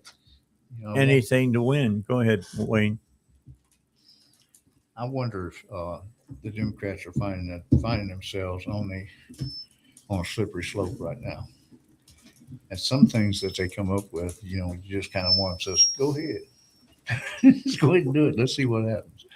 But and usually what happens, everything they do, just like this gerrymandering thing that they want to go in and replace the judges and stuff, it's going to get knocked off. It maybe is, but the courts have been a big friend in their favor for the last, 50 or 60 years. That went out the window when Giving the them- Supreme Court of the United States said you can't use race. Yeah. And Because that was the way they were doing That's how they- redistricting that's was right. through race. You're exactly right, Dave. And that's what they were using. They were using race, But which the is Sup- unconstitutional. But the Supreme Court was a significant method for them to get things passed, if you will, into law that they couldn't get passed legislatively. And so you had abortion being mandated nationwide. You had a lot of other just garbage that wasn't being passed with legislators, but it was being passed with the Supreme Court, and just they were legislating from the bench, and nobody was impeaching them for it. And now the Supreme Court is actually making some progress back towards what the law actually says, what the Okay, so Constitution actually see says. what's going on right here. All right. The big discussion had started with the federal Supreme Court. It has moved out of the federal realm now into the state realm. They're literally trying to stack the deck for themselves. That's the object here. Sure, it shouldn't surprise us too much. I mean, this is And that's what everybody's doing, though, right? That's politics. You stack the deck in your favor. It's strategy. Oh, sure. To Republicans do it have the too. most votes to win, right? It's not happening that way in Virginia. Move up on the mic. Yeah. There we go. Now I Yeah, hear you better. sorry. Yeah, it's not happening the same in Virginia as it is in Tennessee, or the same in New York as it is in Texas, and so forth. But that is politics. Is And I think the courts have recognized, gerrymandering is legal, but not for race. Sure. I think that's kind of what came down. Is That's what the Supreme Court justices said. right, but in Mississippi, political party and race align. So in a lot of cases, that's true, right? And not just in Right. Mississippi, though. Just across the country, Memphis. to a great extent, blacks overwhelmingly vote Democrat. Right. I mean, it's changing though. That landscape is changing quickly, very quickly. I mean, they don't even want to be called African Americans anymore because they're not from Africa. They're Americans, they said. I agree. They're Americans. I do too. But, they don't like, a lot of them aren't for gay or trans people. Half of them, a lot of them, they're very religious, and I think- they aren't for the immigration, the illegal immigrant border being wide open. I mean, if you listen to a lot of the people, there's a lot of they're Right. not So the Democrat really Party is Democrat. incredibly stupid right now. And if the Republican Party would just fix a couple little things, a lot of the black people would just. A I think lot it of them realize that Lincoln was a Republican. Well, sure he was. But the thing is that I think That's who freed them. a lot of black people, I think, would flock to the Republican Party if the Republican Party would fix just one or two little things. Because the Democrat Party is just mind-numbingly stupid right now. I don't think they need to fix anything because I've seen a drove. That's why Trump won the election. Well, and That's literally one of the things that I made my prediction that he was going to win a landslide by, was watching the black community and the Hispanic community, and not everyone that's gay votes Democrat either. They want a divorce from the GBT, or they want the LGB, and they want a divorce from the rest of it because they've railroaded them. So just to say that people that are black vote Democrat, that's not true anymore. Well, it's still largely true, but some of them are breaking away. Where do you get those statistics from? What's that? Where do you get those statistics from? I think it's still 80, 85, 90%. I don't know the exact number, but I think 96% of African American people, or Black America, voted for Obama in It's probably not that 2008. high anymore. Yeah, No. that's the argument definitely in Memphis right now, Val. Oh yeah, no, I know. I mean that the Democratic Party and race align in this particular area, and it's true in Little Rock too, I think. Sure, I think so too. I'm Little just Rock, not the referring rest to of the the place state. where it's happening. Yeah, all right. Yeah. The districts here around Little Rock that are predominantly black, you can't win if you're a Republican. If I understand it correctly. I mean, it's just like that's just reality. They Right understand now. though that Right the the black people, literally like Obama and Kamala Harris, sitting there telling them that we're keeping them down while they're sitting up there. They're not falling for it anymore. If you can do it, I can do it too. Like they're not falling for that nonsense anymore. No, I want the black people to wake up and recognize, And they hey, are.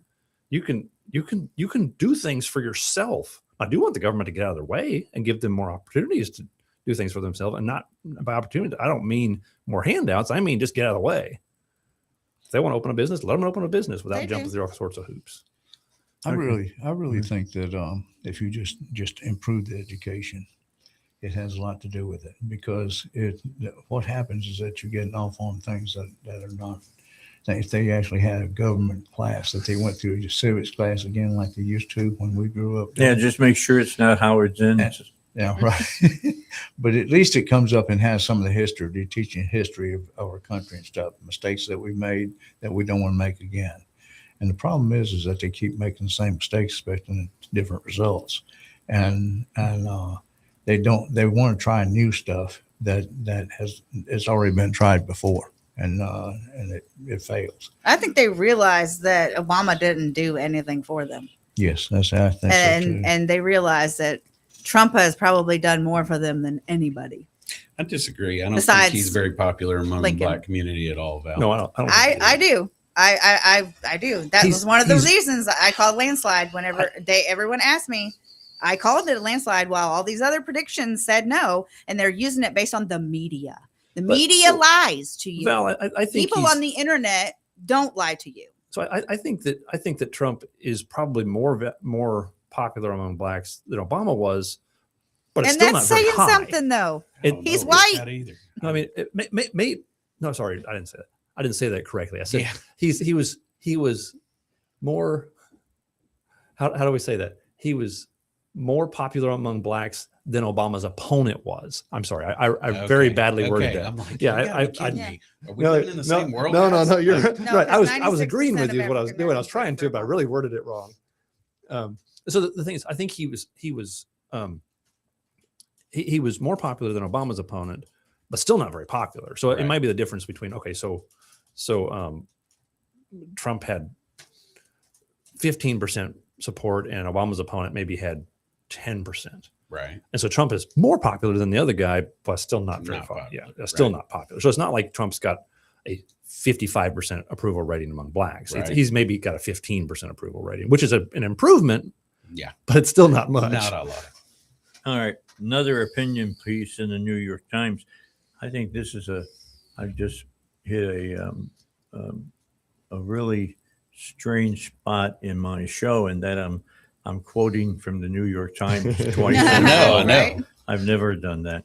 Anyway, this opinion piece angered the online crowd after it was published under the headline, quote, "Forget climate change, Democrats need to talk about other issues," unquote. For the past several months, Democrat elites have been debating how much to talk about climate change, if at all, in part because these new candidates have narrowed their focus to energy, affordability to win back the working class. It's like a striking shift from a few years ago when many Democratic politicians thought the promise of a Green New Deal would build a coalition based on green jobs and fighting inequality. The Democratic Party remains deeply unpopular. The way out is to stop elevating a litany of single issue policies that appeal to the already converted. When it comes to climate change for now, it might be better to say nothing at all. That's from the New York Times. The headline for the piece, brought so much backlash from green obsessed lefties that they stealth edited it to Democrats don't have to campaign on climate change anymore. This suggests that the Democratic Party base isn't ready to move on from a losing issue. They said lefties? You know? The New York Times did? Yes. What? So what do you think out of this one? I think what they're talking about there is messaging.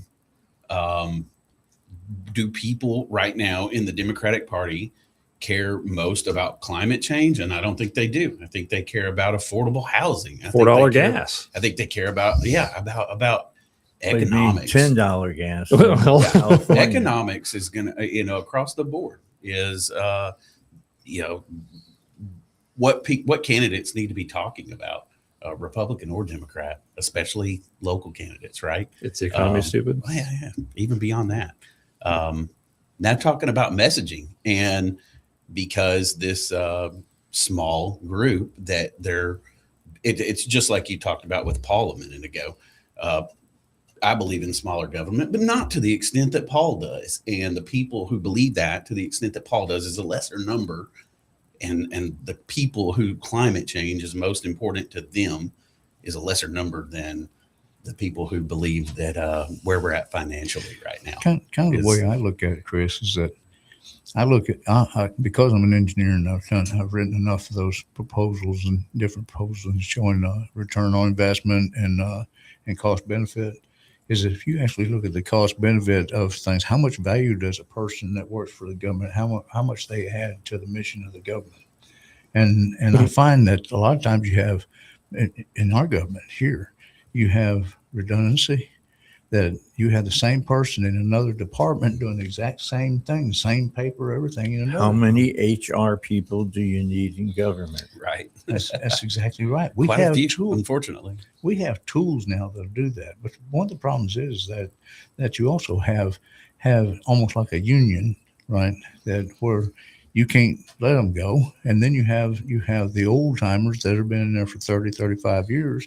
And then you got a problem because they may have been left over from previous administration that thought that, hey, I just need more people. But I actually see people that are getting jobs that because it's political, in other words, we're going to give you a job if you basically vote the way I want. If you told the line. If you told the line. And that happens a lot. That happens a whole lot. And I know Governor Hutchinson said he wasn't going to do it. He said, we're going to put a freeze on it. But I actually saw people that were getting hired that had supported, man, I need a job. Put me in something. So they gave him a title and he's in there. The thing is, let's look at the cost benefit analysis of people. Let's look at it. Are they adding something to the government, adding value to their job and to the Arkansans? All right, take a break. Then we'll come back and continue the conversation. It's a good one on the Dave Elswick Show.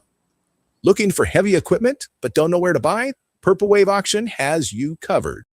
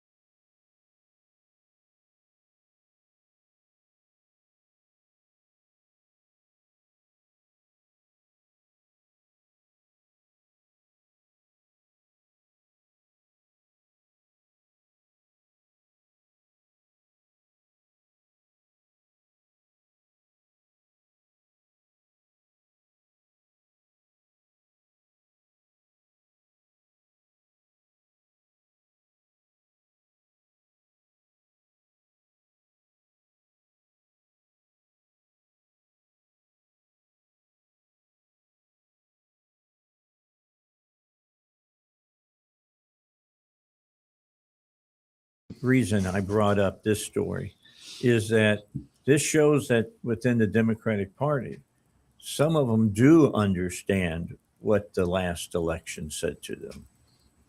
You can't run on a lot of the lefty positions that they have because most people aren't that form of left. Well, You know, and they left the field. You know what I'm saying? And the climate change stuff, I think, it's been going on for quite a while. They've been saying, well, the world is just going to fall apart if we don't take drastic changes.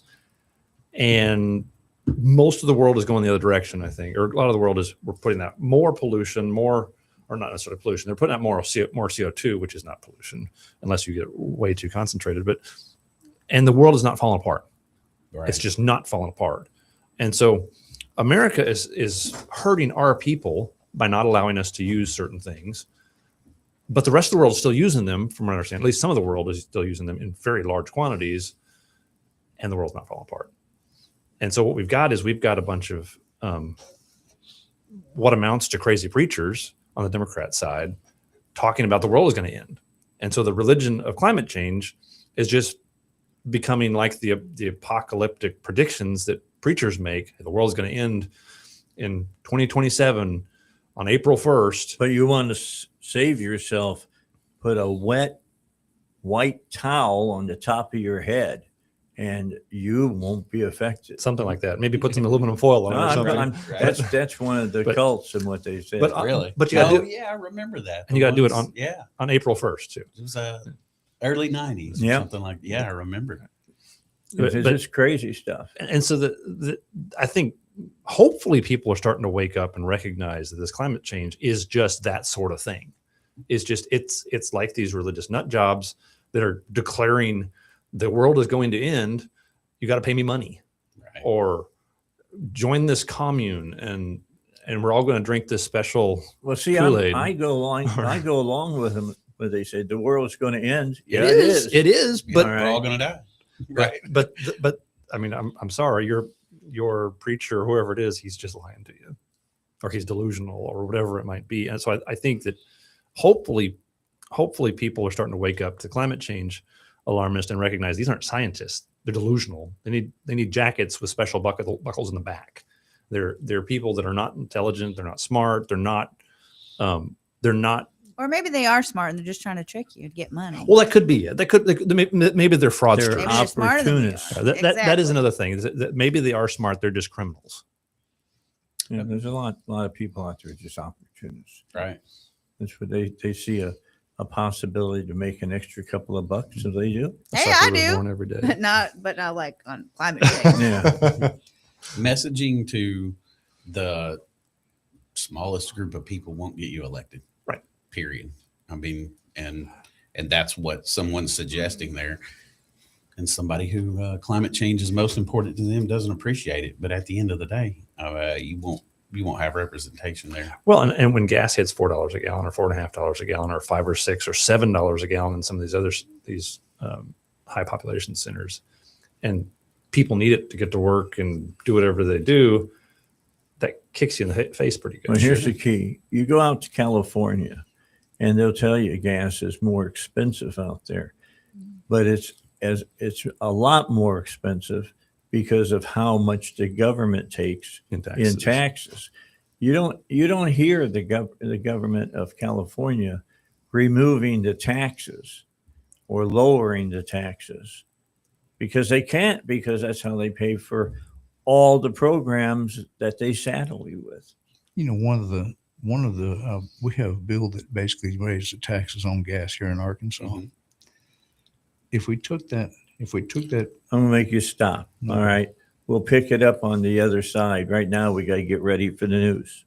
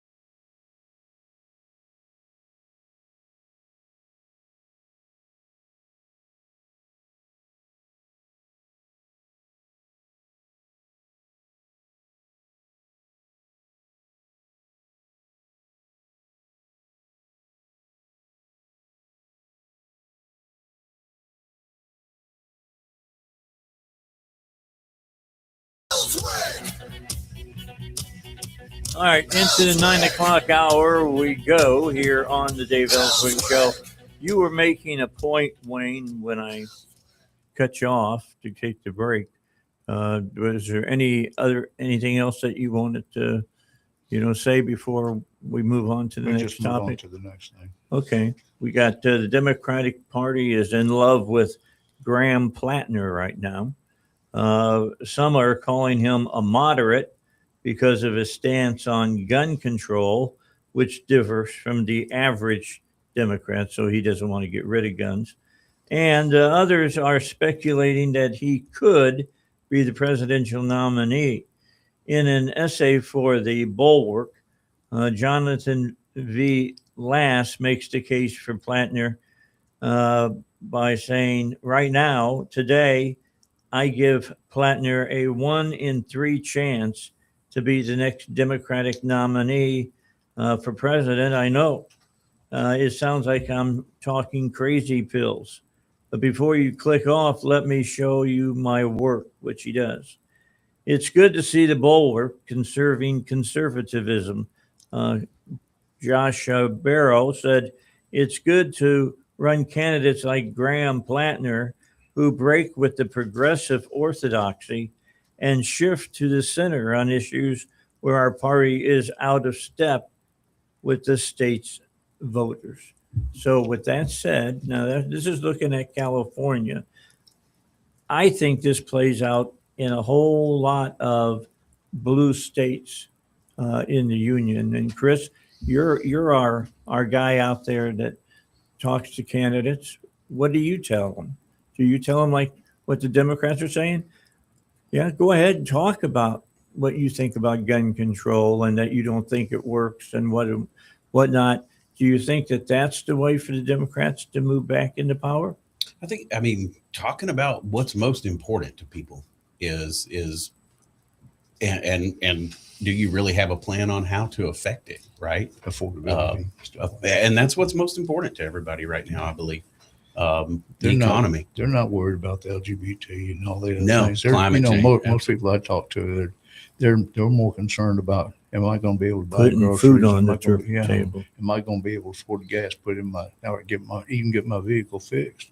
Am I going to be able to? That's the ones that actually do what I call the dinner table or the supper table conversations. Yeah.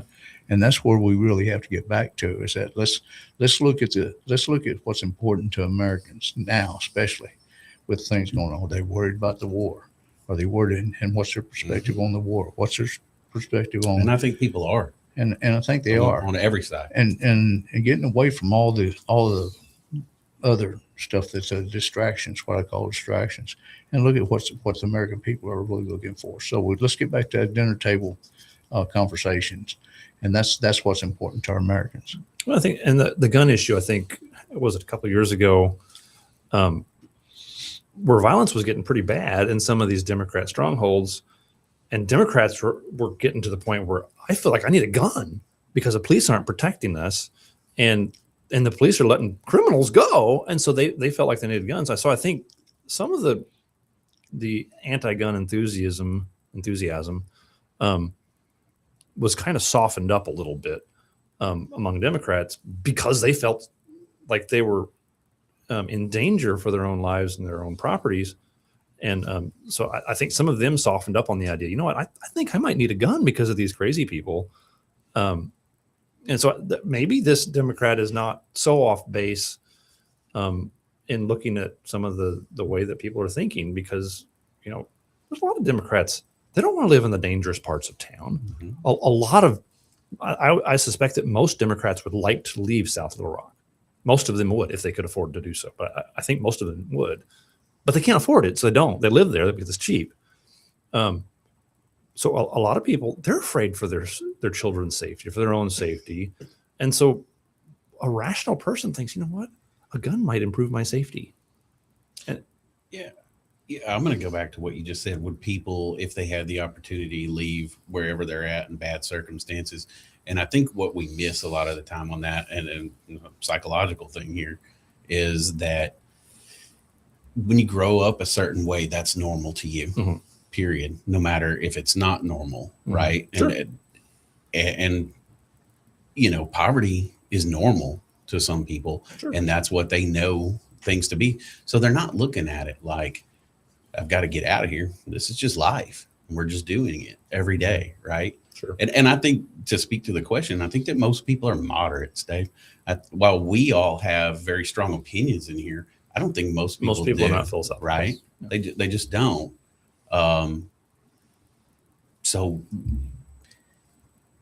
But people like us, they'll be 100%. We will get up and vote every time, and moderates won't. So they play to the extremes in these votes, and they have to, right? And to get elected. And I think Trump pulled some of these moderates off their couches and got them to vote.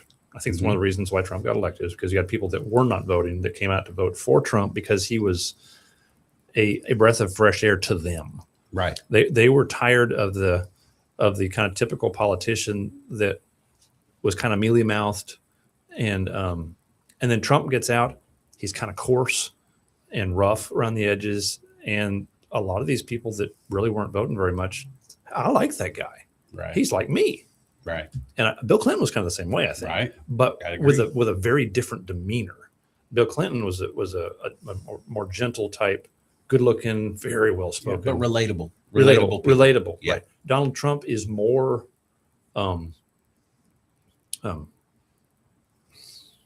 viscerally what? A fixer? No, well, I wouldn't say that. No, he's more hostile in his approach than Bill Clinton or Ronald Reagan, especially. I think that's the No, trouble. he just cuts the BS. I think that, whenever I watched him come down those steps and before that, long before that, when he was on some of the other shows, I remember he was very, very pragmatic. But as he came through, you kind of had that New York, what I call the New York type demeanor, and kind of like you don't put up with the crap. You just you cut it dry and go that direction. Well, he's kind of like that, and I thought, man, that's not going to go over. It's going to go like a lead balloon. It went over well. That personality. It went over well, though. But the thing is that a lot of people thinking like I did. We need somebody like that right now to straighten things out. When I asked people over in Eastern Arkansas, and I said, who'd you vote for? What did you vote for? They say, well, I voted for and I don't remember his name, but I voted because he has D after his name. I said, why did you vote for that D after the name? He said, because Mama did, my grandpa did, my uncles did. We've always voted Democrat. I said, do you know what Democrat platform is, or what the Democrats believe in, and what the Republicans believe in? And they look at me and say, well, I guess they believe the way I do. But the thing is that they don't know. And that's where I was talking about the education, is actually getting out and say, okay, if you believe in power and faith in God, I said, first I'll ask myself what church you go to. And they says, yes. And I said, they'll tell me. And I said, okay, then you believe in the power and faith of God, right? And they said, yeah. Then I'll ask myself, since you believe in the power and faith of God, you believe that it's wrong to kill babies all the way up to death? They said, yeah, that's wrong. And then I said, you believe in that you have the right to protect your family with a gun or whatever you think. Your gun, you have the right to protect your family. You believe in smaller government and lower taxes, don't you? And then you know what they say?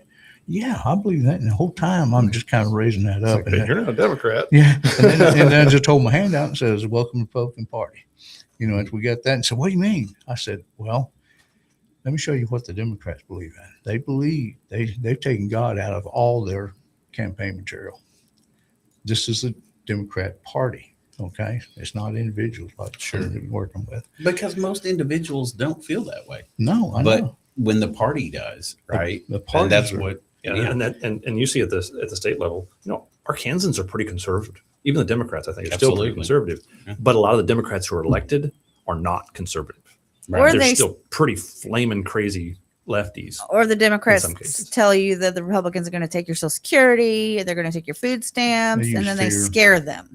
Well, yeah. And I wish Republicans would actually stand up on Social Security and make some significant reforms, but they're too cowardly for that in most cases. But yeah, the Democrats Third rail of politics. But that's why entitlements are bad. Never get rid of them. No, yeah, they never should have existed in the first place. But Paul, you've been on my show long enough that you remember when we had the big fight over Obamacare. And Obamacare expansion. Yeah, and I would ask the Republicans, what are you going to do if you put all these people on a social program, and then you come along and you go, now we're going to remove you from that social program after they've gotten used to it? What are they going? You think they're going to vote for you or vote for somebody else? They're going to scream like a bunch of pigs who are sucking on a sow. Well, that's what they're doing now, like about the food stamp thing. I was reading an article about everyone is on food stamps. Their looming federal cuts prompt concerns about food aid in Arkansas. And it starts out saying Fayetteville resident Jen Cole tries her best to use her monthly $20 in nutrition assistance on what she needs most, but it still doesn't go very far. She says, this month, I was like, okay, I need olive oil for healthy cooking, and I need smoked paprika. And that's going to take up most of my I'm sorry, but you're not poor. If you're worried about getting smoked paprika, you're not poor. Okay? And you need to, that's the problem. That is the problem. Right there. You're saying that things are getting abused? It's ridiculous. Olive oil and smoked paprika is not what poor people eat. And the outcry about not being able to buy candy and Cokes with SNAP benefits. Like, I'm sorry. So, if I was poor and I asked, can you help me out? But she has pink hair. Yeah, she has money to buy her pink but dye. You look at the if, picture in here, she has pink hair. But if I ask somebody to help me, maybe I broke my leg and I'm really struggling. I need some help. And I said, hey, can you go to the grocery store with me and help me get some food to eat? I'm not going to go to the Coke aisle and the chip aisle and buy a bunch of expensive stuff. I need to feed my family. Let's get some chicken leg quarters. Cheap. I'm going to completely just say you're wrong. All right. That's not true. That's just not true. People who are poor want Diet Coke and they want all of that. Just like they do. I'm saying, I'm just saying it's not a reasonable thing to do. Just say, I want other people to pay for my Diet Coke and my expensive habits. I'll buy you a $3 case of water. How's that? They don't see any problem with that. I'll buy you a $3 case of water versus a $10 12-pack of Coke. I'll make my point by going back to the Pulaski Quorum Court several years back when they were arguing over whether they deserved the pay raise or not. No, I remember that. And they were going to they were not going to give the pay raise. I don't remember who the gentleman's name was. It was a black quorum court member. And he said, but I want to see us get that pay raise because that's how I buy my grandbabies their ice cream and all this other special stuff I buy for them. Now he just spoke the truth to you about how a lot of people view social programs. It's mine. I'm entitled to it. That's exactly Sure. right. No, and you know what? The Republicans have allowed the Democrats to move that line up higher and higher so that you're taking in a good portion of the middle class now, and they think they're entitled. They're entitled right. to it. And it's just disgusting for those of us that think, when you're asking for charity to buy soft drinks and chips and cookies and candy, I'm sorry. When's the last time you heard food stamps referred to as charity, Paul? Yeah, I don't know. It's not charity. It's more like theft. They got no. Come on. I want you to be honest right Have now. I ever? You got to think like the way Democrats think. When did you ever hear a Democrat say they didn't want to take charity? I don't know if I recall the last time I heard it. There you go. Yeah, I don't think charity is a word that's used very much anymore. Nope. Actually, I think it's kind of gimme entirely nonprofit is a lot of. Which is a real term, but charity is what it was called for years and years and years. And yes, that's a word that is almost a dirty word anymore. Yeah. I use it when I'm discussing these issues, but it's like, okay, do you want the government to come perform charity programs on your behalf? Well, then it becomes compulsory charity. That's the thing is it's not charity when it's that's exactly right. When it's taken from you, it is not charity. That's It's right. just organized crime. And when you have compulsory charity, you have a different demographics. You have the one side you have the entitlement as well as, and if you don't give it to them, then you're a victim. And on the other side, the ones that actually gave charity from the heart, personal charity, they start getting pissed off a little bit. Why am I doing this? Why are you taking money from me and giving it to somebody else? That's not right. That's not charity. I mean, it's whenever you do compulsory charity, it's not charity. That's why they don't use the word any longer. It's 9:21. We'll be back in a moment. We bring you the biggest news stories of the day. Not to tell you what to think, but to allow you to have the most.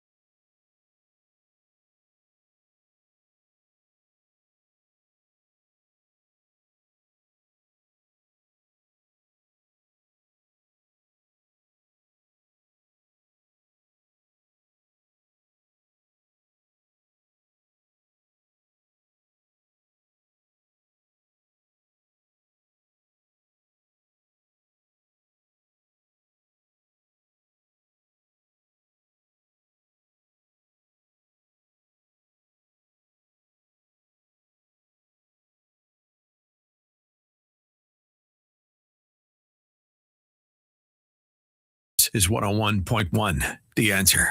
All right, back with you, Dave Elswick Show. But that's what, when I get into those discussions at that time about Obamacare, and they were saying, well, we're going to just do it with the Republican way. And I would look at them and I'd say, tell me, what's the name of it again? Obamacare. Okay, Obamacare. Let's have some Republican Obamacare. I don't hear us calling it Reagan Care or something that a Republican identifies with. It's Obamacare. If his name is on the first of it, don't expect any kind of conservatism. Well, and it's not conservative, but I think part of their push to get it, they really wanted it was going to bring more money into the state and enrich the state with federal dollars. It's free money. How do we get free money? And a lot of the state legislators have been duped into or suckered into, well, we're going to pass these laws because the federal government promised to pay us money if we pass these laws. And we've got them all over the place. Seatbelt laws are one of those things. I think speed limit laws probably related to that. I think they had motorcycle helmet laws for a while that related to that. But that was repealed. But there's lots of laws on the books that get passed because the federal government promises to pay the states money if they'll pass these laws. A lot of the laws are human rights violations. They're just violating people's rights. Like you can go to jail if you don't comply with seatbelt laws. I mean, that's not the penalty, but if you don't comply, they will put you in jail. And it's just the state government passing laws because the federal government promised to give them money, and so they pass them. And I think this is one of those things that, this is, I think these Republicans were saying, this is a way for us to get more money from the federal government. If we change this up a little bit, we can drag more money into the state and put more Arkansans on medical welfare. And the reason it failed is because why? Because Margaret Thatcher was right. The big problem with socialism is sooner or later you run out of other people's money. And whether you like it or not, all the people who want the government to take care of them, that at that point, there's only a finite amount of dollars out there. Canada is a perfect example of this. All you got to do is look right across the border, and you see that they say, well, we can take care of you for this particular disease, but only up until July. And then you're going to have to wait until the next fiscal session that we have, you can call it that, and we get some more money, the replenishment in there, and then we can look at you getting over to see a doctor about should you be should it be okay. But we have this alternative program where you can put yourself to death. Yeah, there's a and there's a lot Canada. of truth to that. But the bottom line is, right now in a lot of boardrooms and hospitals, they have those discussions every day. And it is, you got a 78-year-old guy that's got a disease. You got a 27-year-old father of two, and they say, who should get the treatment? And they decide to go with the 27-year-old and the father of two, not with the old man who's, quote, already lived their life. Or as the governor of Colorado said back in the 80s, life should be like the leaf of a tree. When your time is up, you should detach yourself from the tree and fall to the ground and go back into the ground. Yeah, you got one foot in the grave and the other on a banana peel. Yeah, and I don't even know. I think it's more than, I think it's, you got on snot, to be honest. And it's really slippery. But the thing is that you've got, when the care is being rationed, you've only got so much available because the government is so involved. That's what I just said. I know, and that's the problem, is that government gets involved, and so we don't have a marketplace to set pricing and so behind closed doors, they decide who lives and who dies. Right, and it has to happen that way. We had if you go with the if you go with the socialist program. Most of the hospitals that we had, they have names on them from churches, Catholic Church or St. Vincent's or something like that. The churches ran most of the hospitals and most of the healthcare system. I think what happened is that the government thought, well, we can do that. There's some power there. Yeah, we can get some political power Right. if we start doing this sort of thing. And churches were doing fine, in my opinion. I thought they were doing a great job because you actually had charity that was involved. It wasn't compulsory. Well, and then you can also look and say, the churches can look and say, you know what, you've got to stop eating yourself into the point where you're 400 pounds. We're not going to help you with a diabetes treatment because you're not even trying. Yeah, so that's the problem with it. Whether we're talking about the healthcare or the supplemental money, it's the abuse of it. We believe in feeding hungry people. We don't believe that children should not receive medical care. And I know that personally, we're for making sure those things are taken care of. Chris, I want you to Yes, sir. continue on with that when we come back from the news. Thomason in Washington. California man accused of spraying the White House Correspondents Association dinner late last month.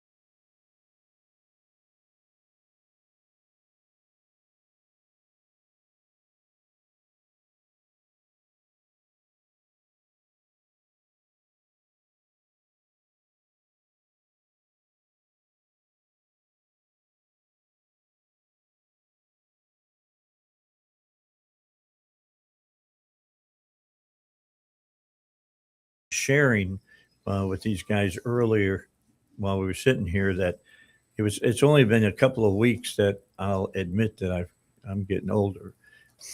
And I do it because, if you take the numbers that go along with me, I'm older. But I can tell you this much, I'm totally different than what my daddy was at this age. All right, completely. In the way that I look at being aged and what do I do, and what I can do, because I was a gym rat when I was younger, and my age hasn't caught up with that yet. One day it will.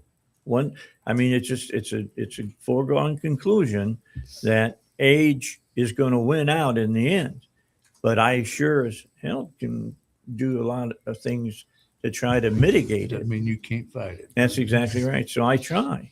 But here's what I hear anymore, and it's this whole thing, and it started in the 70s. It didn't start now here in the 2000s. It started back in the late 70s. And I tell this story from time to time. It was when you used to watch cable TV in the morning, and they had like flip cards, and they would have a story on a flip card, and then it would flip down and you read the next story. You actually had to read it. They didn't tell you about it. There was no 24/7 news cycle or any of that. Turner hadn't thought of that up yet. But here's what the World Council of Churches, and they're a very liberal group, and they made the statement that churches, it wasn't their responsibility anymore to take care of the poor, because the government was taxing people to get people the money or the products, whichever, to not be poor. So it abrogated the church of its responsibilities. No, I thought to myself then, I still believe it today. I still give over 10% of what I make in whatever paycheck that comes into me. I give the church that money, and that's for them to run programs that I know that they'll take care of the widows and the orphans.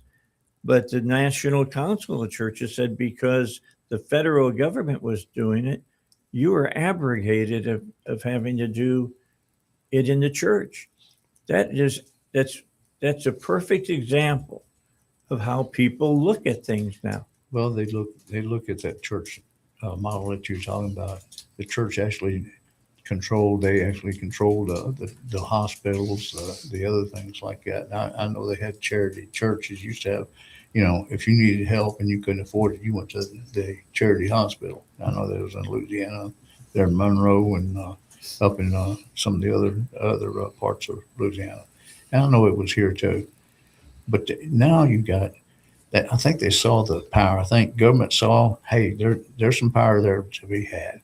There's some money involved too, a lot of money. And so if we can do that, we can have some control over people. I always had this question, Wayne, and that is, how can a hospital say that they're not for profit, but they've got millions of dollars at their disposal? Oh, they're a business. That's what people forget too when they send you back over and over and over. They're business. Every time you come back, they get paid. They still have, all the employees are there for profit, essentially. I mean, they're still making money, but they're just, their corporation is technically nonprofit. They're taking the money, and they're taking the money. Okay, You're so right. if they're taking the money, then they're for profit. They're not a charity that doesn't make a profit. No. So there's, I guess there's, and you maybe know this better than I do, but Chris, like there's for-profit corporations, there's not-for-profit, and then there's non-profit. So I think a not-for-profit might be a service that you provide. You're not trying to make, it's not for the purpose of making a profit. It's for providing a service that needs to be, I think the one call system where they find the lines, it's a not for profit. I don't know where the defining line is. But But I know might that- explain I know that kind of reason different to it. entities, but I don't know that. But I do know that it does require money to run a nonprofit. Sure, definitely. I mean, and to what level you run it to. And I have no problem with that if at the end of the year their ledger said zero. Right. It doesn't say Right. zero. I'm Right. just telling you, it doesn't say zero. But maybe with nonprofits, shareholders don't get dividends. I don't know. Oh, yeah, maybe yeah. that's how that works. Is that with a for-profit business, the shareholders expect to make money off of it, whereas the not-for-profit, the nonprofit entities, and I don't know. I think it's just kind of, corporations are a strange thing to me. It's a bizarre concept that somebody came up with. Let's create this extra person here that's recognized under law that's not alive. It's just it's an imaginary entity, person right. that represents this organization here. Yeah, and if they're selling stock, then they're representing perhaps thousands upon thousands of people, stockholders, right? Mm-hmm. Right. And so then, and if it's a for-profit, then they kind of have a responsibility to do things that are profitable for the stockholders. But whereas a not-for-profit or a nonprofit, the goal is not to make money. The goal is to provide this particular service. And, we take donations, we do food drives, we do bake sales, whatever it might be to make money. But the goal is not to make a profit. The goal is to provide this service. And so there's a difference. It's not a service that serves the community. It's like serves members, like a chess club or a HOA is a not-for-profit. A nonprofit is different because a nonprofit is a charity, I suppose. Serves a public mission, like the Cancer Society, Habitat for Humanity. A lot of hospitals, churches are nonprofits, but not-for-profit is like your HOA, or a club. And then clearly your profit is like Walmart. Yeah, not for profit. They still take money from you, and somebody makes a Whether profit they off of say it. But there's they're no not profit. for profit, not profit, unprofit, whatever. But do they get at the end of the year, or are they at zero? they don't have to be at zero, because if like a membership organization, they just keep the money and they keep putting it into the membership. That's a not-for-profit. Okay, Like carrying money over into the next year is You're important using it for the 'cause you're gonna have members to of spend that money in January. Yes. Right. Right. So if it's like a homeowners association, maybe they mow the grass Yes. around the entrance, Yes. and maybe there's a fence all the way around the whole. They don't get to keep the money and divvy it out. They're No, using the money Right, so like they- over the however long you live Now, if there they- to pay it. Yeah. If the homeowners I still think it's a misnomer if you're ending up with more money than you began with. Ultimately, I mean, if you want to run an effective nonprofit, you hire someone who's a really great CEO to help grow that, to help do great things within the and community. use that money effectively. Well, that's what you're doing with it. Well, you're going to have to nonprofit, pay yeah. that guy money, right? And he's not going to want a little bit because he knows he can make it elsewhere. And if you want to grow your nonprofit to help the most people, then you're going to pay that guy. You may have to pay him quite a bit, Right. No, and the thing is, Right. leadership can be incredibly valuable. If you have a $1 billion nonprofit, it might be worthwhile for you to spend $10 million a year to get a good CEO, right? Because it may mean that twice as many people will be helped with your Not services. many nonprofits make that much money. What's that? Not many nonprofits No, probably make not. that much Probably money. not. But the no, thing I is, know though, not. That giant corporations understand this too. Is Right. that good leadership can pay really good dividends. Right. And so, okay, so you pay someone, a really good CEO, $30 million a year, but he turns the company around by the tune of $2 billion. Right. That's a really good investment. Worth it. It is Right. really worth it. Worth it. And people will say, well, that nobody's worth that kind of money. Well, he kept 40,000 people from losing their jobs.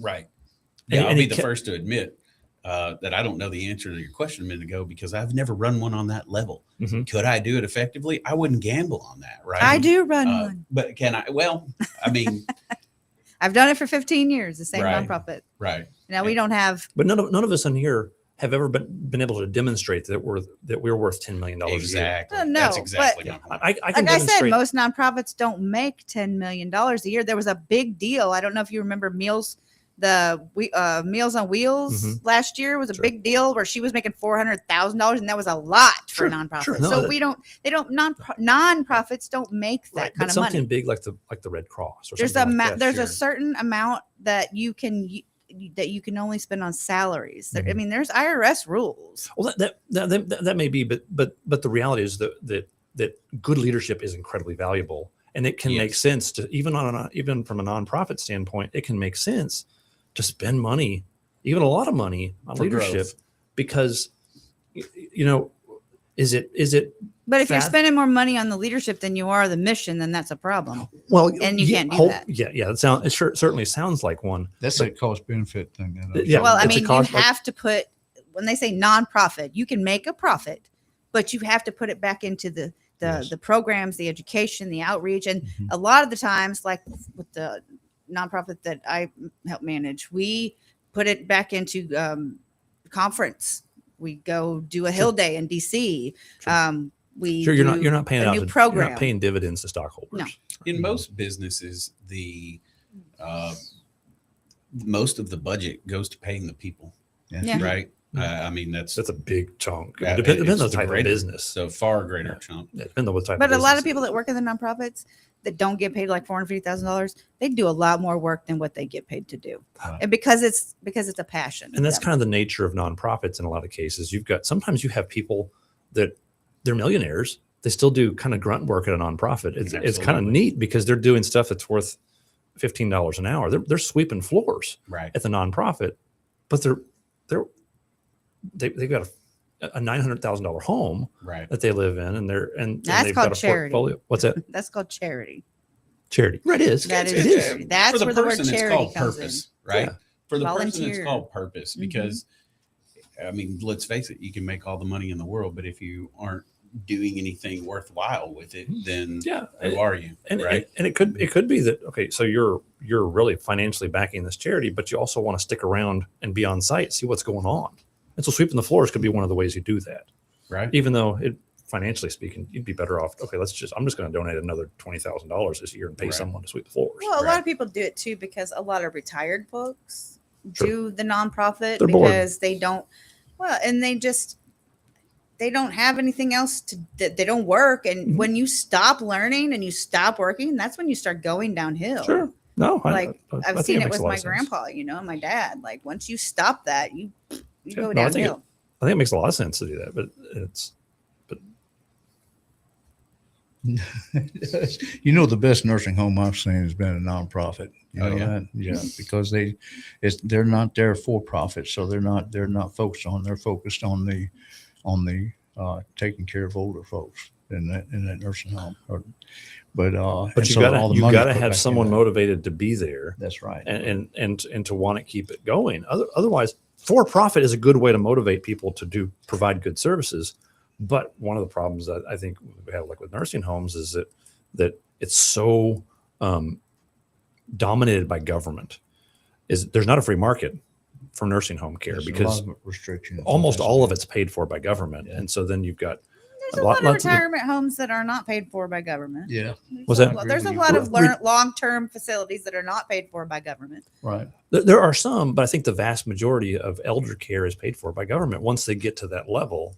I mean, you can't have. There are some, obviously. You understand that you cannot have any assets. I know, but a So, lot of people fit a that lot of category. people in this country have assets. They do. And so it's not just poor people. Well, you're right. It's not all, Now, but a lot of them will sell it off, but you can't even give it away. Like you have to you've got to do it come soon. to zero, or they get, or the What is it? 5 years before you go into a nursing home, you have put it in a trust. You have to. you have to put get rid it. of You can put it in a trust or Right. things of that nature. But if you don't, then the nursing home gets it. And So there a lot are of folks aren't obviously gonna do that. there's millions of people out there that won't qualify for government assistance in the same way, but there's probably tens of millions that do qualify. So they're going to be in. if you're on nursing homes. Medicare and Medicaid, yeah. Yeah, there's this one thing. My wife worked in the nursing home industry as a social worker for 30 something years, and I can tell you this: that she said the people that are private pay, those are the ones that still have a lot of Mhm. assets like that Sure. in their name. they get the same care, the same rooms type, everything like that as somebody that's on Medicaid or Medicare, on Medicaid. And what happens is that a lot of people are doing just like I said, and I was talking about, it's putting it in a trust, put everything in a trust, and do that 5-year look back. I guess that's the wrong one. 5-year look back and getting everything out of their name. And then they'll get government because when they assistance, do right? become age eligible to go into a retirement home, then they go in under the Medicaid program and the government pays for it. So let's say they've got $3 million in assets. They put that into a trust. They finally get in bad enough shape they need to go in a nursing home. The kids get the $5 million, get the assets, and the older person goes into a nursing home and the government pays for it. Well, what happens if the person dies? I mean, aren't the kids going to get assets anyway? I mean, what happens if that person earned it? What if they were a veteran, and they earned that? Well, they may get it. They may get it regardless of their income at that point. But you've got people that technically they don't qualify, but because they've reconfigured their assets into a trust or whatever it might be, maybe they've given them away to their children and early enough, so now they qualify for free nursing home care. It's kind of sneaky. I don't necessarily blame them for doing it, but it is kind of sneaky. And now they're quote unquote entitled to this free care, even though they've got several $1 million Let's talk socked away somewhere. Talking about the trust thing too. It also protects you, keeps the government from getting your money too. Your family trust, that's a very important, that's a very smart thing to I'd do. recommend anybody to you really need to go to an elder care type thing and look at what it takes to do a trust. You should do that before you hit that age, because you don't have, here's the thing, like Wayne said, it protects you. You don't have to pay inheritance tax. Your kids already, we need to get somebody on to talk about this, Dave, because it is very important. Like your kids already are on the trust. So there's none of that when you pass away or when you need to go to a nursing home. There's a gun trust that you can put your guns in.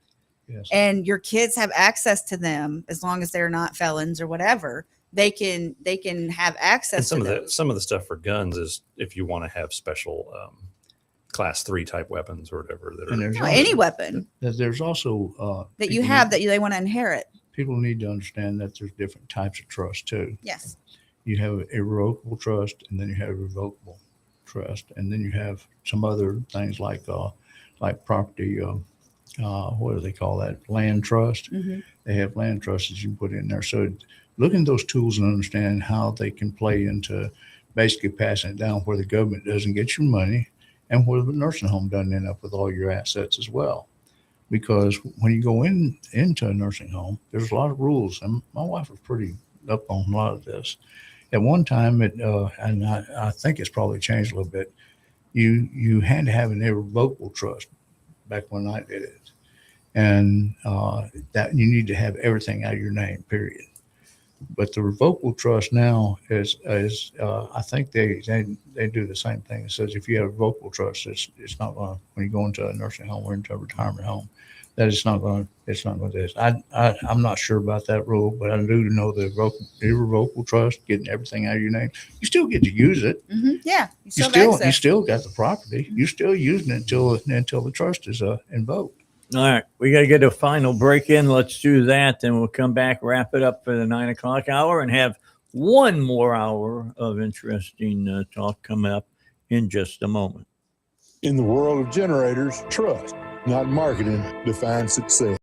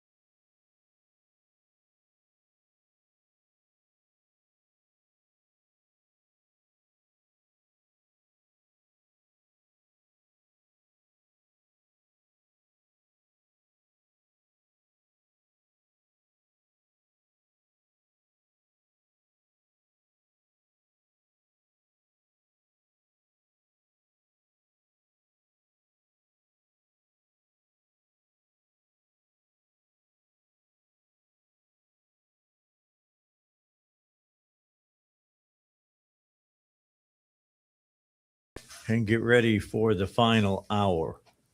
So if you listen to politicians like Vermont Independent Senator Bernie Sanders and New York Democrat, Alexandria Ocasio-Cortez, there's a constant drumbeat that they use.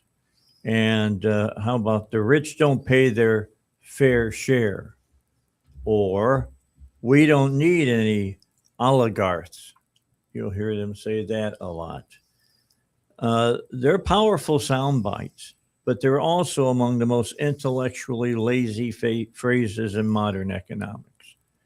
Because here's the big question when you say things like that. What exactly is fair? How much do you need to take from a billionaire that he's supposed to live on so that he's paying his fair share? Mm-hmm. How much should you have to give to the government so you will be paying your fair share?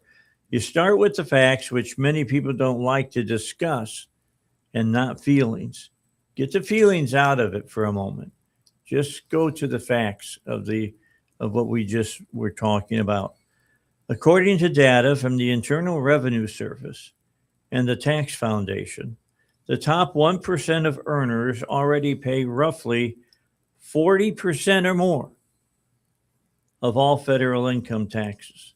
The top 10%, closer to 70%. Meanwhile, about 50% of Americans pay little to no federal income tax each year. So when you say they should pay their fair share, what is fair? And that's what we're going to talk about in the next hour.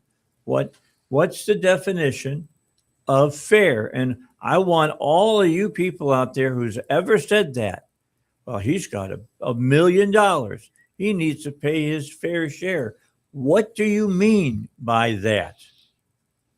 Mm-hmm. What are you saying? You know, there's a thing in Bible college called systematic theology. And it's knowing the reason why you believe what you believe. Establish your premises, establish the principles, and then we're going to add them together. And what's the conclusion? That's exactly right. We're going to talk about that in the last hour.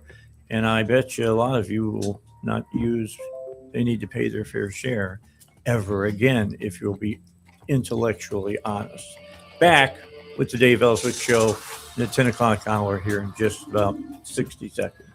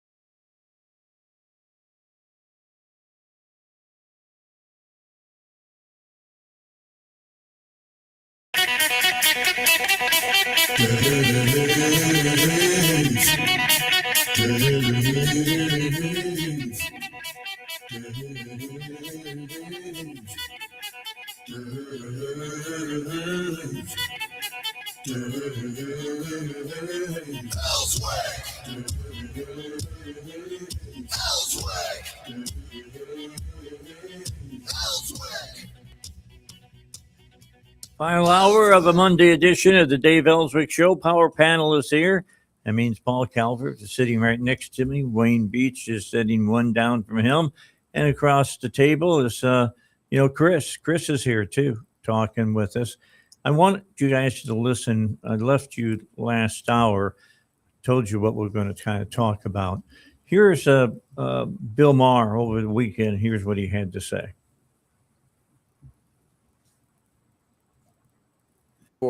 I still don't get it.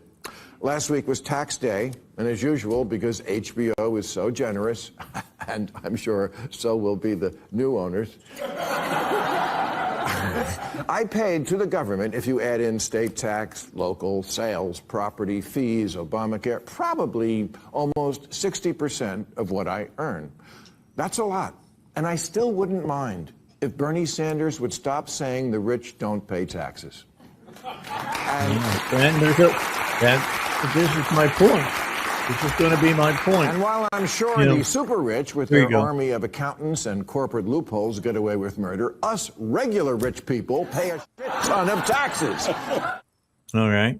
Rich, you're paying, I'm just going to say crap load. All right. I don't know what happened with that audio. Sorry about that. Of taxes. Mayor proceeded then to call out Democratic Socialists at large, first pointing to a Los Angeles Times opinion piece stating that the top 10% of earners pay 72% of all taxes, while the bottom half of earners pay roughly 3% of all the taxes. Quote, the Democratic Socialists talk about socialism like we don't already have a lot, he continued, pointing to government-funded programs like Social Security, unemployment, Medicare, SNAP, and more. Not against it, just the same question, he says. How can you be soaking the rich and failing the poor so badly? He added, earning applause from the audience. The IRS reportedly amassed more than $5 trillion last year in 2025, a number that Mayor brought to mind when ripping government failures to adequately care for the poor. More specifically, Mayor pointed to remote area medical, RAM, services designed to provide free medical, dental, and vision attention to those living in underserved areas. Quote, are we really this incompetent and corrupt? Wait, don't answer that, he quipped. Whatever it is, somehow the ultra rich keep getting ultra richer. All right. Ultra richer. And the poor keep getting poorer. So, he's asking some great questions here. He said, you got to talk about this with the point of the facts of the matter, not the emotion that's going. And the socialists can sell you, ice in the Antarctic. So what's the principle though? How much is my fair share? No, that's the question he asked. Yeah. But what? Don't tell him that he doesn't pay taxes. But what are the bases? And we talked earlier about what are the principles, what are the premises involved? How do we determine if I'm paying my fair share of taxes? What makes it fair versus unfair? And so let's say I'm fairly skilled. I have quite a few skills. I can make pretty good money, especially if I put myself to it. And what if I decide, I want to be lazy, so I don't make very much money? And then I don't pay any taxes because I don't qualify for paying federal income taxes because I get my income so low that everything gets returned to me during April for tax return season or earlier. am I paying my fair share if I don't work hard enough to make all that money where I'd pay taxes? Am I, or so what if the flip side of that is I do work hard. I do put in a lot of hours. And so I make $200,000 a year, whatever it is. If I was Above to really average money. Yeah, a lot. Yeah, above average for Arkansas, especially. I don't think I make quite that much. But the thing is that if I really was to put effort out, I probably could make that much or more. And then I would be paying federal taxes for sure. Then what would be fair then? Does my fair share go up because I'm more productive? Absolutely. By the rules. By the rules it does. But is there a moral principle that requires me that suggests that I should pay more because I worked harder instead of being lazy? Do I owe less because I was lazy? That's absurd. That seems absurd. But by the rules, like you said, I work harder. If I'm not lazy, I owe more money. That seems dumb to me. Well, when you talk about working harder, I think at that point you leave yourself open for the counter argument of, well, what about the people who inherited their money because of somebody before them, not them, but somebody before them worked harder. Now they don't do any work whatsoever. They work off of what the other person made, not what they make. Let me ask that question to that person. Okay, so that person's like, well, it's not fair that you got that money was given to you. Wait, so what if I give you $50,000? Should you be allowed to keep it? And they're like, of course I should be allowed to keep it. No, right? no. See, you're apples and oranges here now. No. I'm not going to let you get away with it, Paul. You try to get away with this kind of crap all the time. Okay. The bottom line is, if somebody is from a wealthy family and they get an inheritance of millions and millions of dollars, that's not like you giving somebody 50 grand and whether they should keep it. That's a gift. That's not an inheritance. But That's both what of them your are gifts family because worked for, because though. That's what's that? That's what your family worked for. It's not just a gift. Well, but the family's going to give it to you. They could blow it all before they die. I mean, that's just how that works. Those that no, you look, see, Paul, this is what I say about it. You can't just make a statement like, well, that's just the way it is. No, we're talking specifically here about people that didn't raise a finger ever to get that money. It was just given. And I'm not arguing from the point. I think you should be able to give the money away and there's no problem with it. But I said you would leave yourself open up to that attack. And that is a legitimate attack that I just said.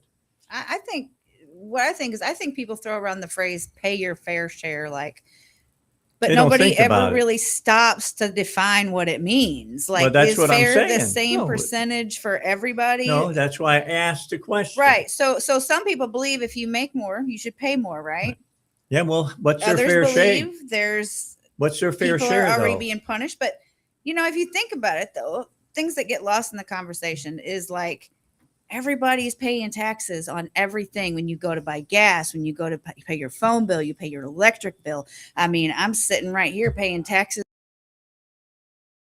To do a fair share. Well, I mean, you're paying taxes. People are paying taxes, What? and rich people You did- buy more you things. Did not. I think. You did not answer my question. Well, there is no. It depends on the person that the fair share is. I believe. Then it's not a No, fair I mean share. the opinion Fair of the fair. share. No, I don't fair mean. share is I the don't mantra. mean. That's what it is. I don't mean the It- fair Wayne's share exactly right. I is think the that- person. I mean the opinion of what fair share is. I think Depends Wayne's on the exactly person you're right. asking. It's a mantra. It's not a numbers thing. It's a mantra. Right. It's a It's not a dog whistle. mathematical. Yeah. It's a literally. buzzword and an idea that Doesn't sets mean- up the class warfare thing. And that's we've got exactly going on, right. It's a mantra for Now we're ones getting that to says, it. I'm not making it as good as somebody else. I want some of his stuff. That's one of our principles in the Republican Party is that your property is private property. It belongs to you, doesn't belong to anybody else, including the government. And that includes your money, your land, whatever, your house. So with everything else in life, how do I determine if you owe me money? If I've given you, If I provide a service to you when you ask me for it, then you owe me service. money, right? Right. But just the fact that you have money doesn't entitle me to any of it. That's the reality, is that the fact that you have something doesn't entitle me to have it, to take some of it. And that's what I mean by it is determined. That definition is individualized. If you ask a Democrat, it's a different answer. If you ask a Libertarian, it's a different answer. If you ask a Republican, it's a different answer. But there's it's no an one. It's an undefinable term, right? Because unless you look at it from a justice perspective of, Wayne, do I owe you any money? Well, only if you want to. Oh, but no, but the reality is, I don't owe you any. You don't have any idea how much money I have. I don't have any idea.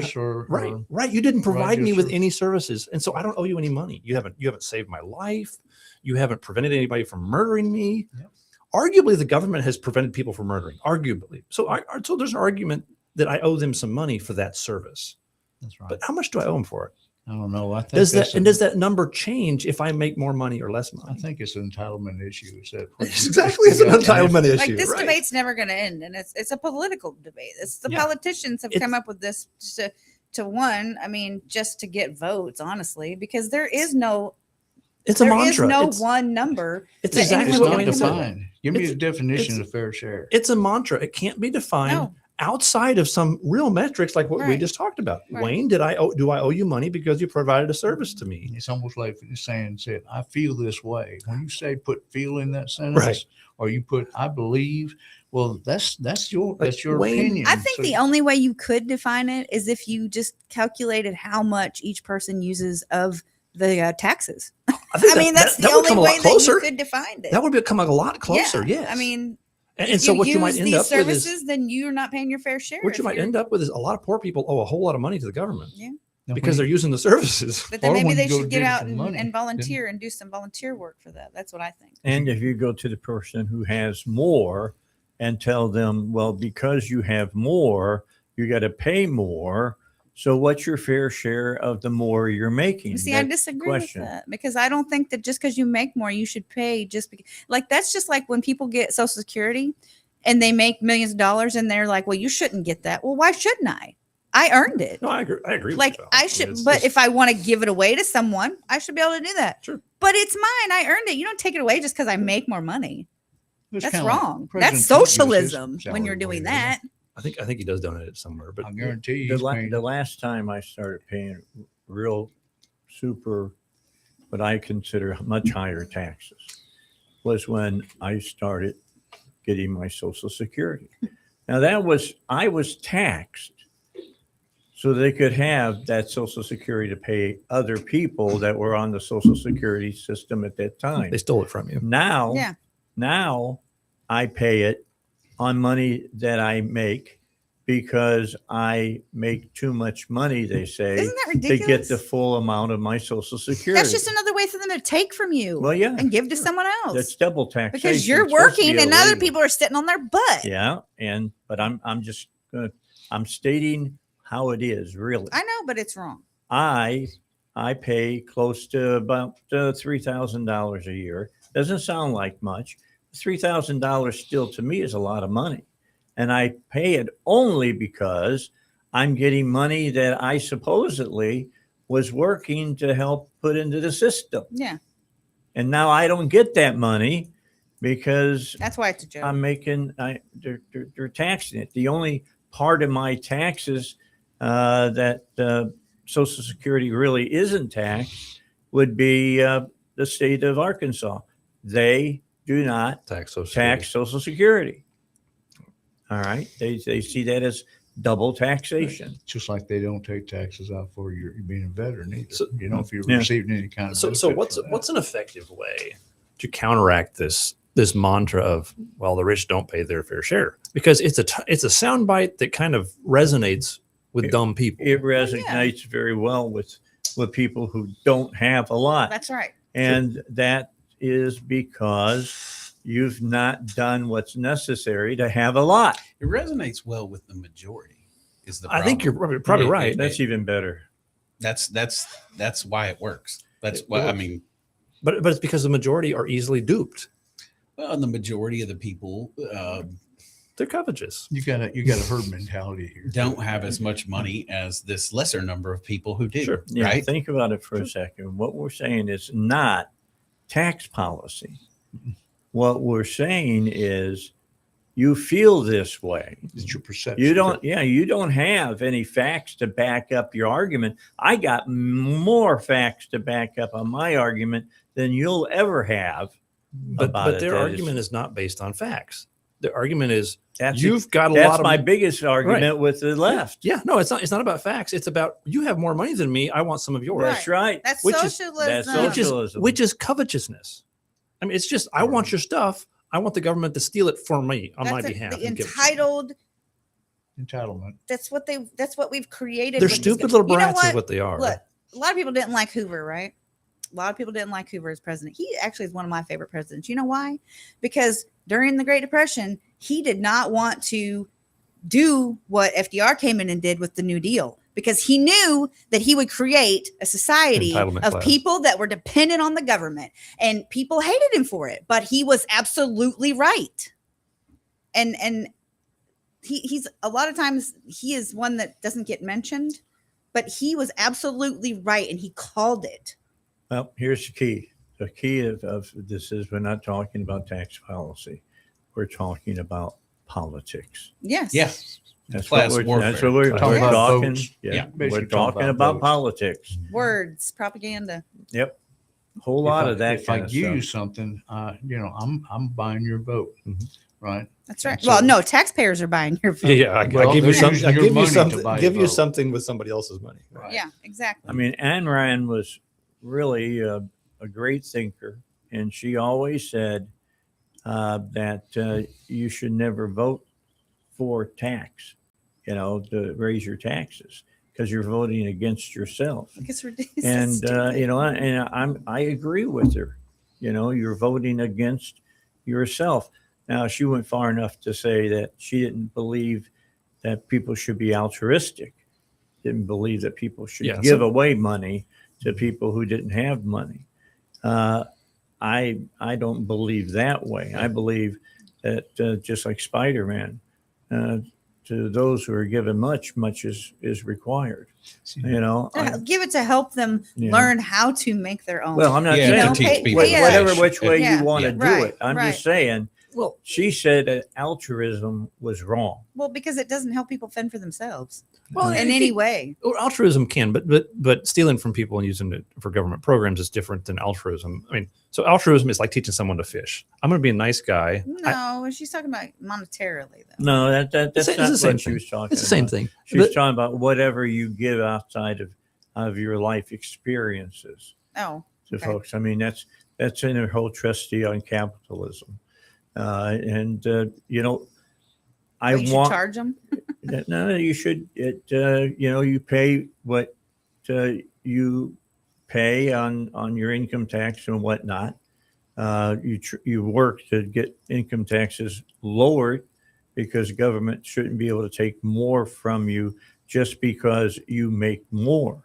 I think it's going to, the solution to this is basically just like they've been doing is you don't eat the whole elephant at one bite. Right. And that's, you have to establish some premises. Right. But But you got to move it from not talking about tax policy to only talking about tax policy, not using it as a political cudgel to beat somebody over their head with. And if you move too fast, a lot of times, like a lot of programs, you move too fast, what happens? You end up having a pushback. You'll pass people up.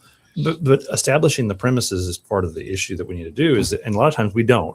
We try to say, well, you're just stupid, and rich should pay fewer taxes. Okay, so think about that just for a second. Hold on. 25 after 10. Let's get a break in, and we'll come back to Paul and let him finish up.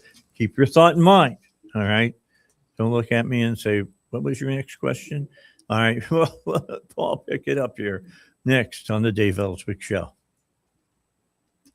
Concerned about market risk? I'm Ference Toth, host of the Your Personal Bank Show. The S&P 500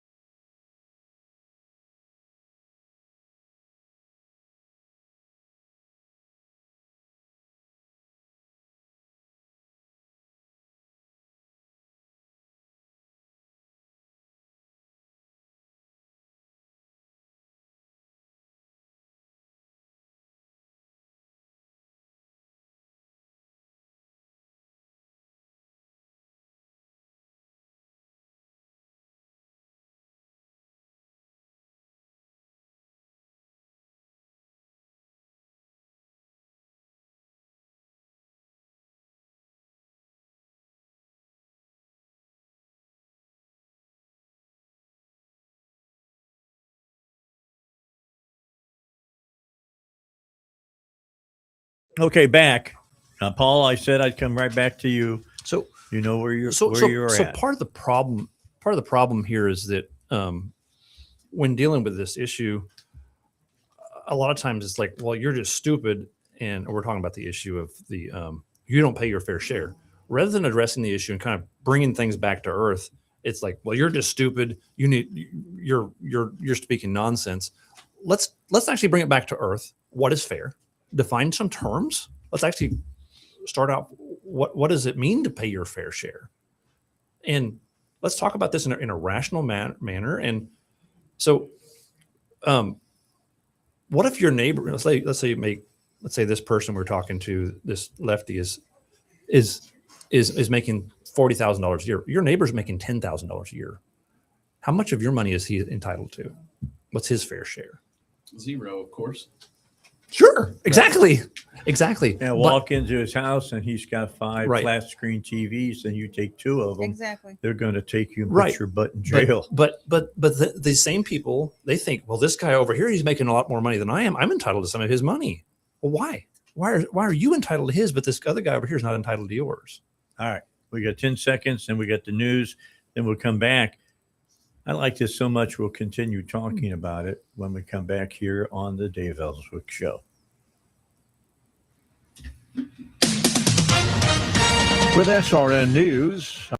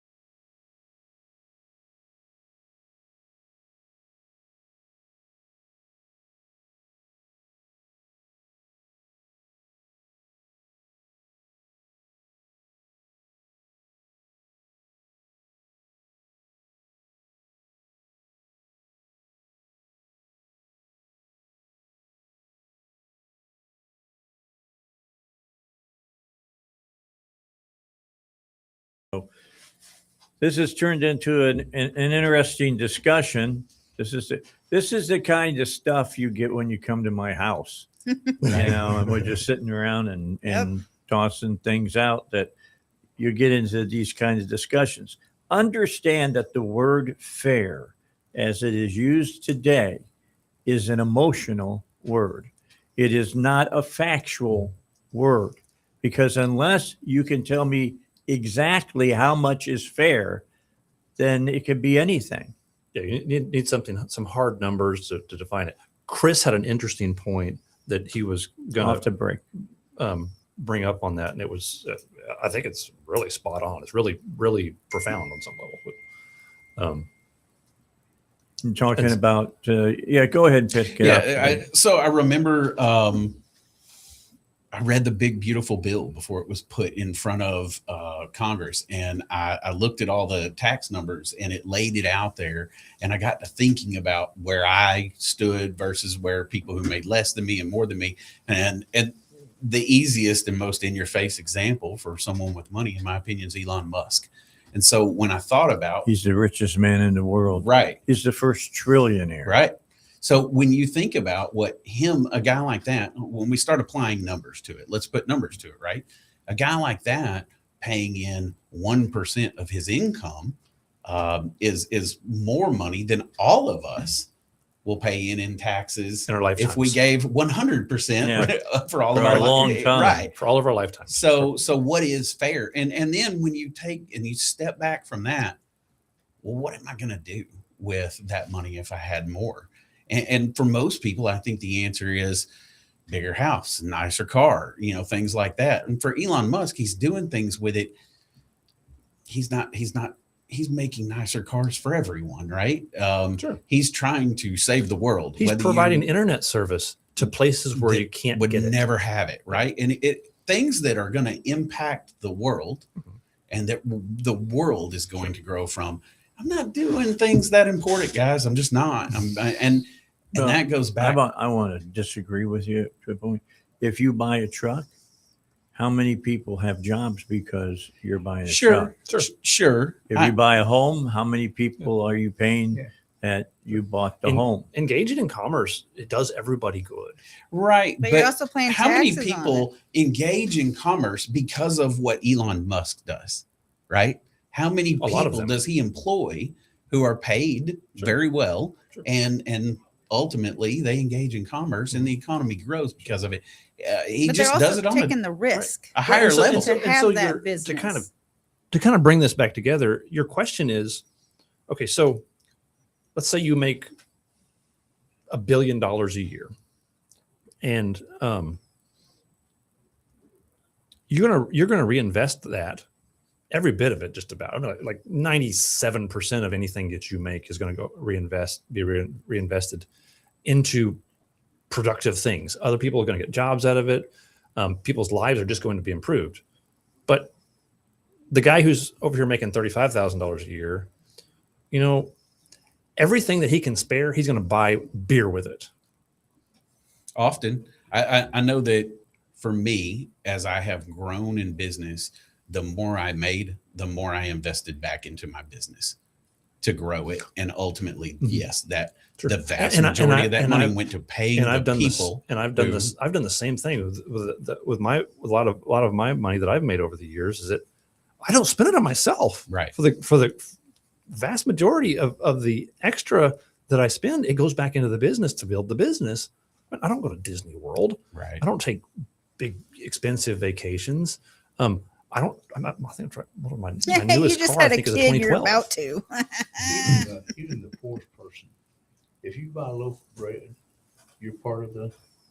Even if you buy a loaf of bread, you're part of the economy. Sure. You're helping somebody keep a job. Okay. You are helping somebody, right? But you're not necessarily being innovative what to the same level like we're talking about. Do you have government competition, and that gets involved in that? Mm-hmm. When the government starts spending money, which is your money, right?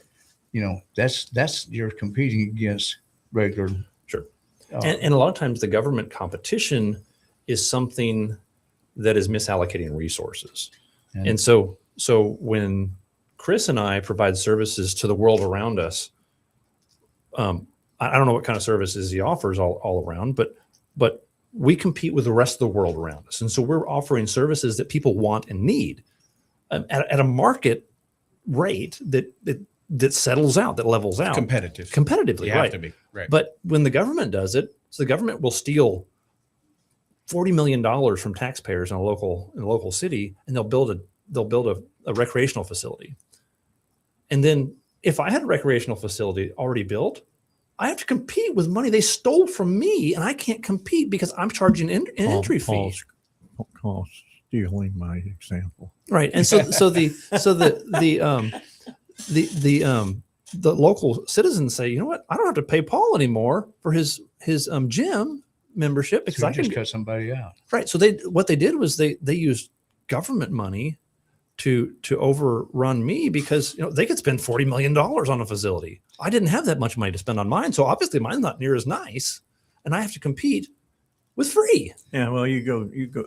I use Cabot as a perfect example. It's where I live, and there's several health clubs, as we called them, that have gone out of business in Cabot. Why? Well, the city of Cabot, I think under Billy, decided to build a senior citizen center. It included a multi thousands of dollars weightlifting area. It included places that you could play handball and squash. It included basketball courts. It included a pool and a whole lot of other things. And the other for-profit places couldn't compete. It's one thing to compete against somebody else who's in the market. It's another thing when you're competing against a government entity who doesn't worry where they're going to get the money from. They just go get the money from the people that are part of their community. And I see the same thing too. And whenever when I hear this thing called quality of life projects, I want to know why doesn't an investor come in and put in that indoor pool or indoor water park? Because there's not enough people that are going to use it to turn a profit. It's expensive. You're going to have to pay for it. And it's not just the building of it. You're going to have to pay to maintain it. That's right. You're going to have to pay all those people to maintain it. It's just like whenever they say, okay, we have this problem in government, and they put in a department or whatever to take care of it, take care of that problem. But they never go back. Once that problem's fixed, they never go back and say, okay, let's back off to a maintenance level.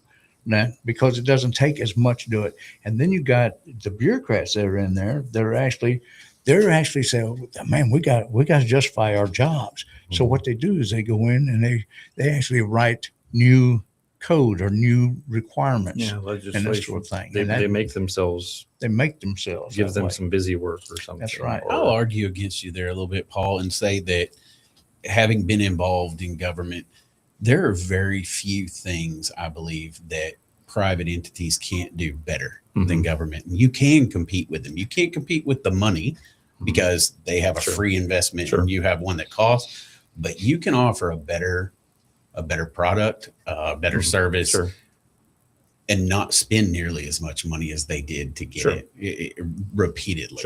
That can be done. We can beat them on providing a better product and service. I always thought it was interesting in Cabot that if you went to use the gym and all of that, they still charge you. They charged you so much per month to be able to go. And my question to that is that you took my money to build the damn thing. And you still don't let you use it. Now I can't use it unless I pay you more money. Yeah. They just built a big swimming pool facility thing there in Conway, and I think if you're a resident, it costs you $7 to attend. If you're not a resident of the city of Conway, even though you pay taxes in Conway because you shop there all the time, I think it's $12 to attend. It's like, and they stole money from you to build the thing in the first place. I wish it was only $12 in Cabot, but it's a whole lot more than that. No, this is for one day. This is just to show up for one day. And I think the monthly memberships, it's a lot. I can't remember, $60, $70 a month or something like that. Maybe more than that. See, I look at Texas like from this perspective, like money, not just money leaving your account or your check or whatever you're making, like it's literally hours of your existence. Would we be okay if the governor called us to the Capitol to work for free and made us do it? Because that's literally basically the same. It's the same thing. Yeah, it's. And slavery. I don't think people would be okay with that because they're literally stealing your happiness. What's interesting is that I've actually suggested that as an alternative to taxes. Like either you pay the annual fee, or you work. We shouldn't have to do either. What's that? We shouldn't have to do either. Well, so if we're going to have government, somebody's got to pay for it. And we have to have government. Look, Right, there's so- a reason we have the strongest military in the world. Somebody's and no That's one the owns us only right thing. now. So cut out everything else because that's the only thing But somebody's still that's gotta the pay only for that thing this too. union was created for. State taxes is different. This union was created to protect the American So citizens. someone's still got to pay for the protection services. And so how do we get that money if we can't convince people to voluntarily donate it, which I think we maybe could if we tried that. If you can't get them to donate it voluntarily, then you got to forcibly collect it. And there's you either take their money or you make them work. I mean, that's kind of the only options you have. It still goes back to the waste, fraud, and abuse issue. Exactly. Is that you're sending money to other countries for gender. Sure, and program or that's something You're like sending my time to other countries. and that reduces, and the waste, fraud, and abuse reduces the available resources to us, but it doesn't answer the question about how do you get the money in the first place? How do you get any money? And it's got to either come through taxation, voluntary donation, or we're going to capture you and make you work for us for 2 months out of the year or whatever. Slavery, Right. which is taxation is a form of slavery. Subjugation. It's legalized. It's theft. legalized. We have Tariffs. we have That's how you get it. right. That's taxation too, though. From other countries. That's from us. But Yeah. What's the cost benefit when we send money to other countries like that, and especially countries that don't like us, countries that want to kill us? Why are we still sending money to those other countries? That was my big question. I don't know. That's just, it seems ridiculous. Why It would you does. give them welfare? Why Why would you give any other country Do you welfare? for know that that matter? we give millions of dollars a year to China? Yeah, that's No, I what I'm didn't. talking Yes. about. Yeah, I believe That's what I'm it. saying. Cut out everything else except for the military. he said I'll pay taxes for the military. says we're going Everything to else is we're going to nonsense. cut you we're going to cut your water off, and that's what you have to do because we're not your daddy, and that's what we have to do to this country. Says okay, and they use it as a carrot to basically agree with us, and so we build a rapport with them. But the thing is whenever they're not even paying for their own protection, and So they need to be paying us taxes if we're providing them with free security. that's exactly why. I think that's reasonable. I mean, the British should probably pay us taxes every year. And I mean, that's what a tariff is, Paul. And you just said that was nonsense. No, That's no, us no, paying a it. tariff- But do you realize that our country was founded on tariffs? Well, I don't That's disagree. literally I there know- was no I tax know that, system. but That's a tariffs are modern still thing. taxes, so- Like we literally created this country on tariffs, Well, I and foreign product entering our country got taxed. I understand, Hence but the Boston tariffs are Tea still Party. taxes. And they But the tax system is modern. That's not how we started out. Yeah, and I don't disagree. That's not how we started out, but tariffs are still taxes. What, It's- 1921? But it's a That's tax about if you right. buy that thing. I Well- mean, well, it's yeah. that's what people don't But- understand. You're raising taxes by tariffs. No, if I don't buy it, I don't have Well, to and if pay you a don't get tax. a job, you don't have to pay taxes either. But the thing is that taxes are still taking money from people by force. I mean, it's whether you do it through tariffs or sales taxes, and tariffs. You're are sort not of like sales forcing taxes. me to buy tea if I don't want to. That way, I don't pay No, a but tax. they'll come up with other ways of taking your money if it doesn't work through tariffs. If I don't use the things that they pay tax on, I don't pay taxes, right? Okay, with that, we'll take a break and we'll come back in just a moment here on the Dave Elswick Show. Glad you're joining us today. 1011, The Answer. There's a real battle going on, not only for our future, but that of our children and grandchildren.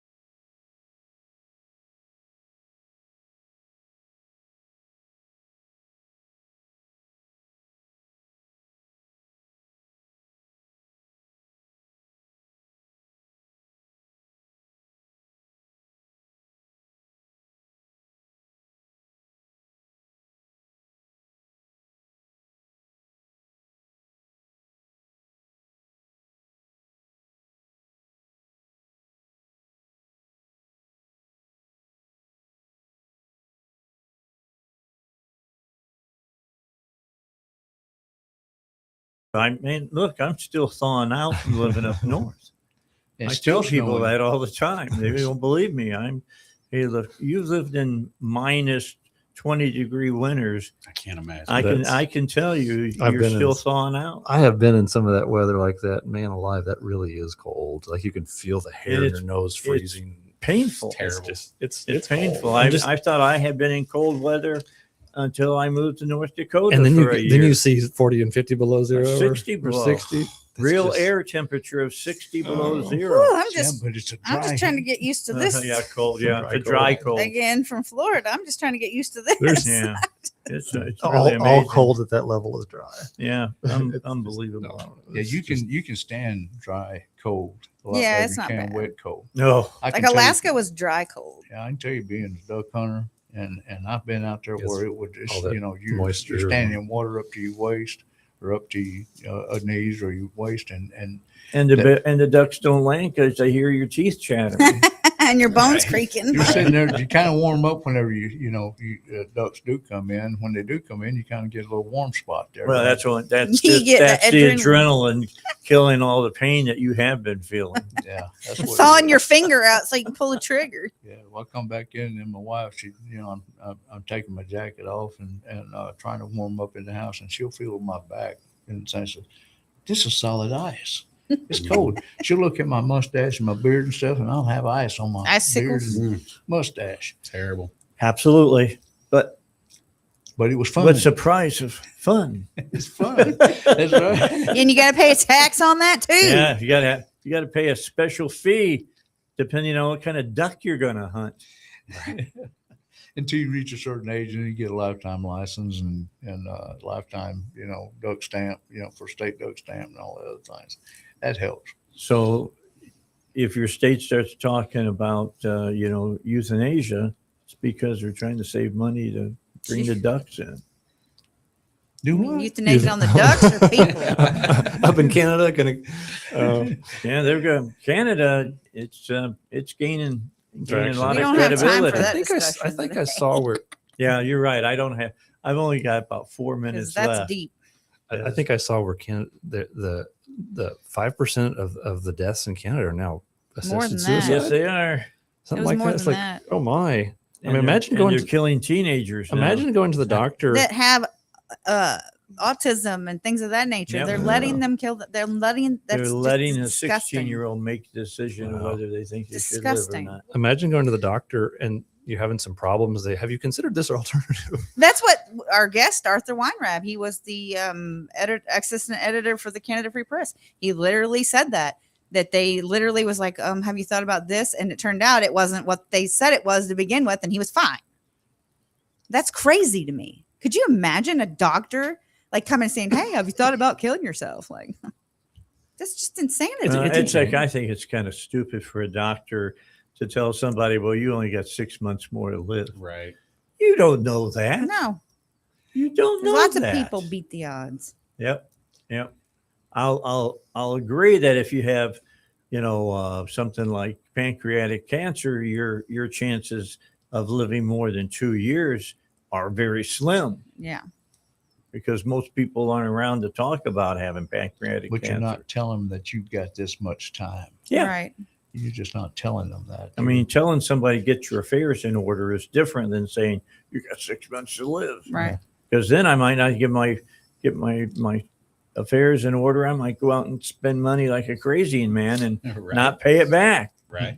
Yeah, we go. Well, yeah. Rob What a if they made a bank? mistake? So you go rack up a bunch of credit card debt, and turns out they made a mistake on the diagnosis. Yeah. And then you're I stuck bet you I with the can't debt. sue them, can I? Yeah, that wouldn't happen. You're gonna sue them for being wrong about your Life But these aren't expectancy. people. These aren't people over there that they're just. If you want to, you can. Like, Well, That's in the crazy. Netherlands, it's really bad right Yeah. now. It's, well, and it's so that's terrible. I think it's nonsense though for medical doctors with Yeah. the oaths they take and that's what we asked, they're yeah. supposed to be there to help people and do no harm. Do and no you're harm. gonna recommend they kill themselves? Yeah. Well, you can't harm yourself anymore. Well, I mean, it will. Maybe the it will- diagnosis was wrong.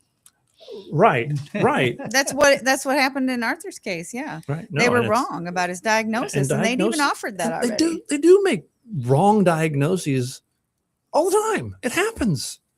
I mean, especially if they I know- use I- AI. I know. I know. Google. I know a kid who recently got diagnosed with pneumonia, and then they backed off. They're like, maybe it's not pneumonia.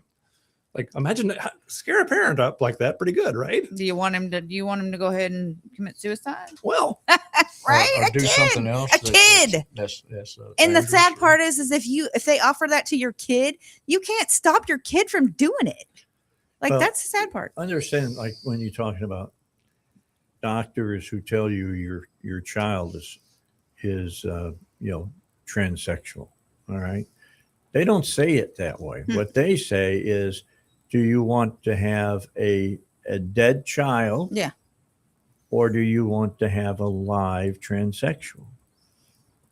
That's what they say now. A So lot of ridiculous. doctors are saying. That's the propaganda. They And use. I think that's just the fact that we've got a bunch of charlatans in the psychological medicine industry. And it's not just psychological. Yeah, and it's medical as well, I just, suppose, but- just Well, they're making money off of these crazy. surgeries. A lot of money. A lot of money they make off of it. I mean, have you ever wondered why I can go in and get all my teeth pulled and it costs me maybe a little over $1,000? But if I want to snap in some snap-in dentures, it may cost me $26,000 to $35,000. Right. Yikes. To do just the opposite. Something to look forward to when you get old, isn't it? Yeah. Or like, it is. like implants are really expensive, I think. They are, a lot of them. And I mean, I've talked to my dentist, won't say who it is, but I've talked to to the people who run the economy of the facility, and the cheapest set of the dentures that I could get that are, the ones that you can snap in and take out and snap back in or whatever, was $26,000 and something $100. That's Shop it crazy. around, Dave. Give me And- some and wooden teeth. Shop it around and see what they do it for cash. Take a trip to South America Mexico. or something. Wow, That's my right. my dental insurance ain't worth squat. You're talking about, you get this and you can spend up to, are you ready? $1,000, and we'll cover it. All right, that's all we got for you today, guys. Thanks for coming in, Yes, Wayne. sir. Always Thank a you. pleasure. Paul, thank you. Yes, sir. We'll see you in 2 weeks. Paul won't be here next week. Chris, thank you. Yes, sir. You're a nice addition to the power panel. Glad to be on here. the Thank Dave you. Elswick Show. I'll see you on the radio, because we're going to be streaming again tomorrow at 7 a.m. See you then.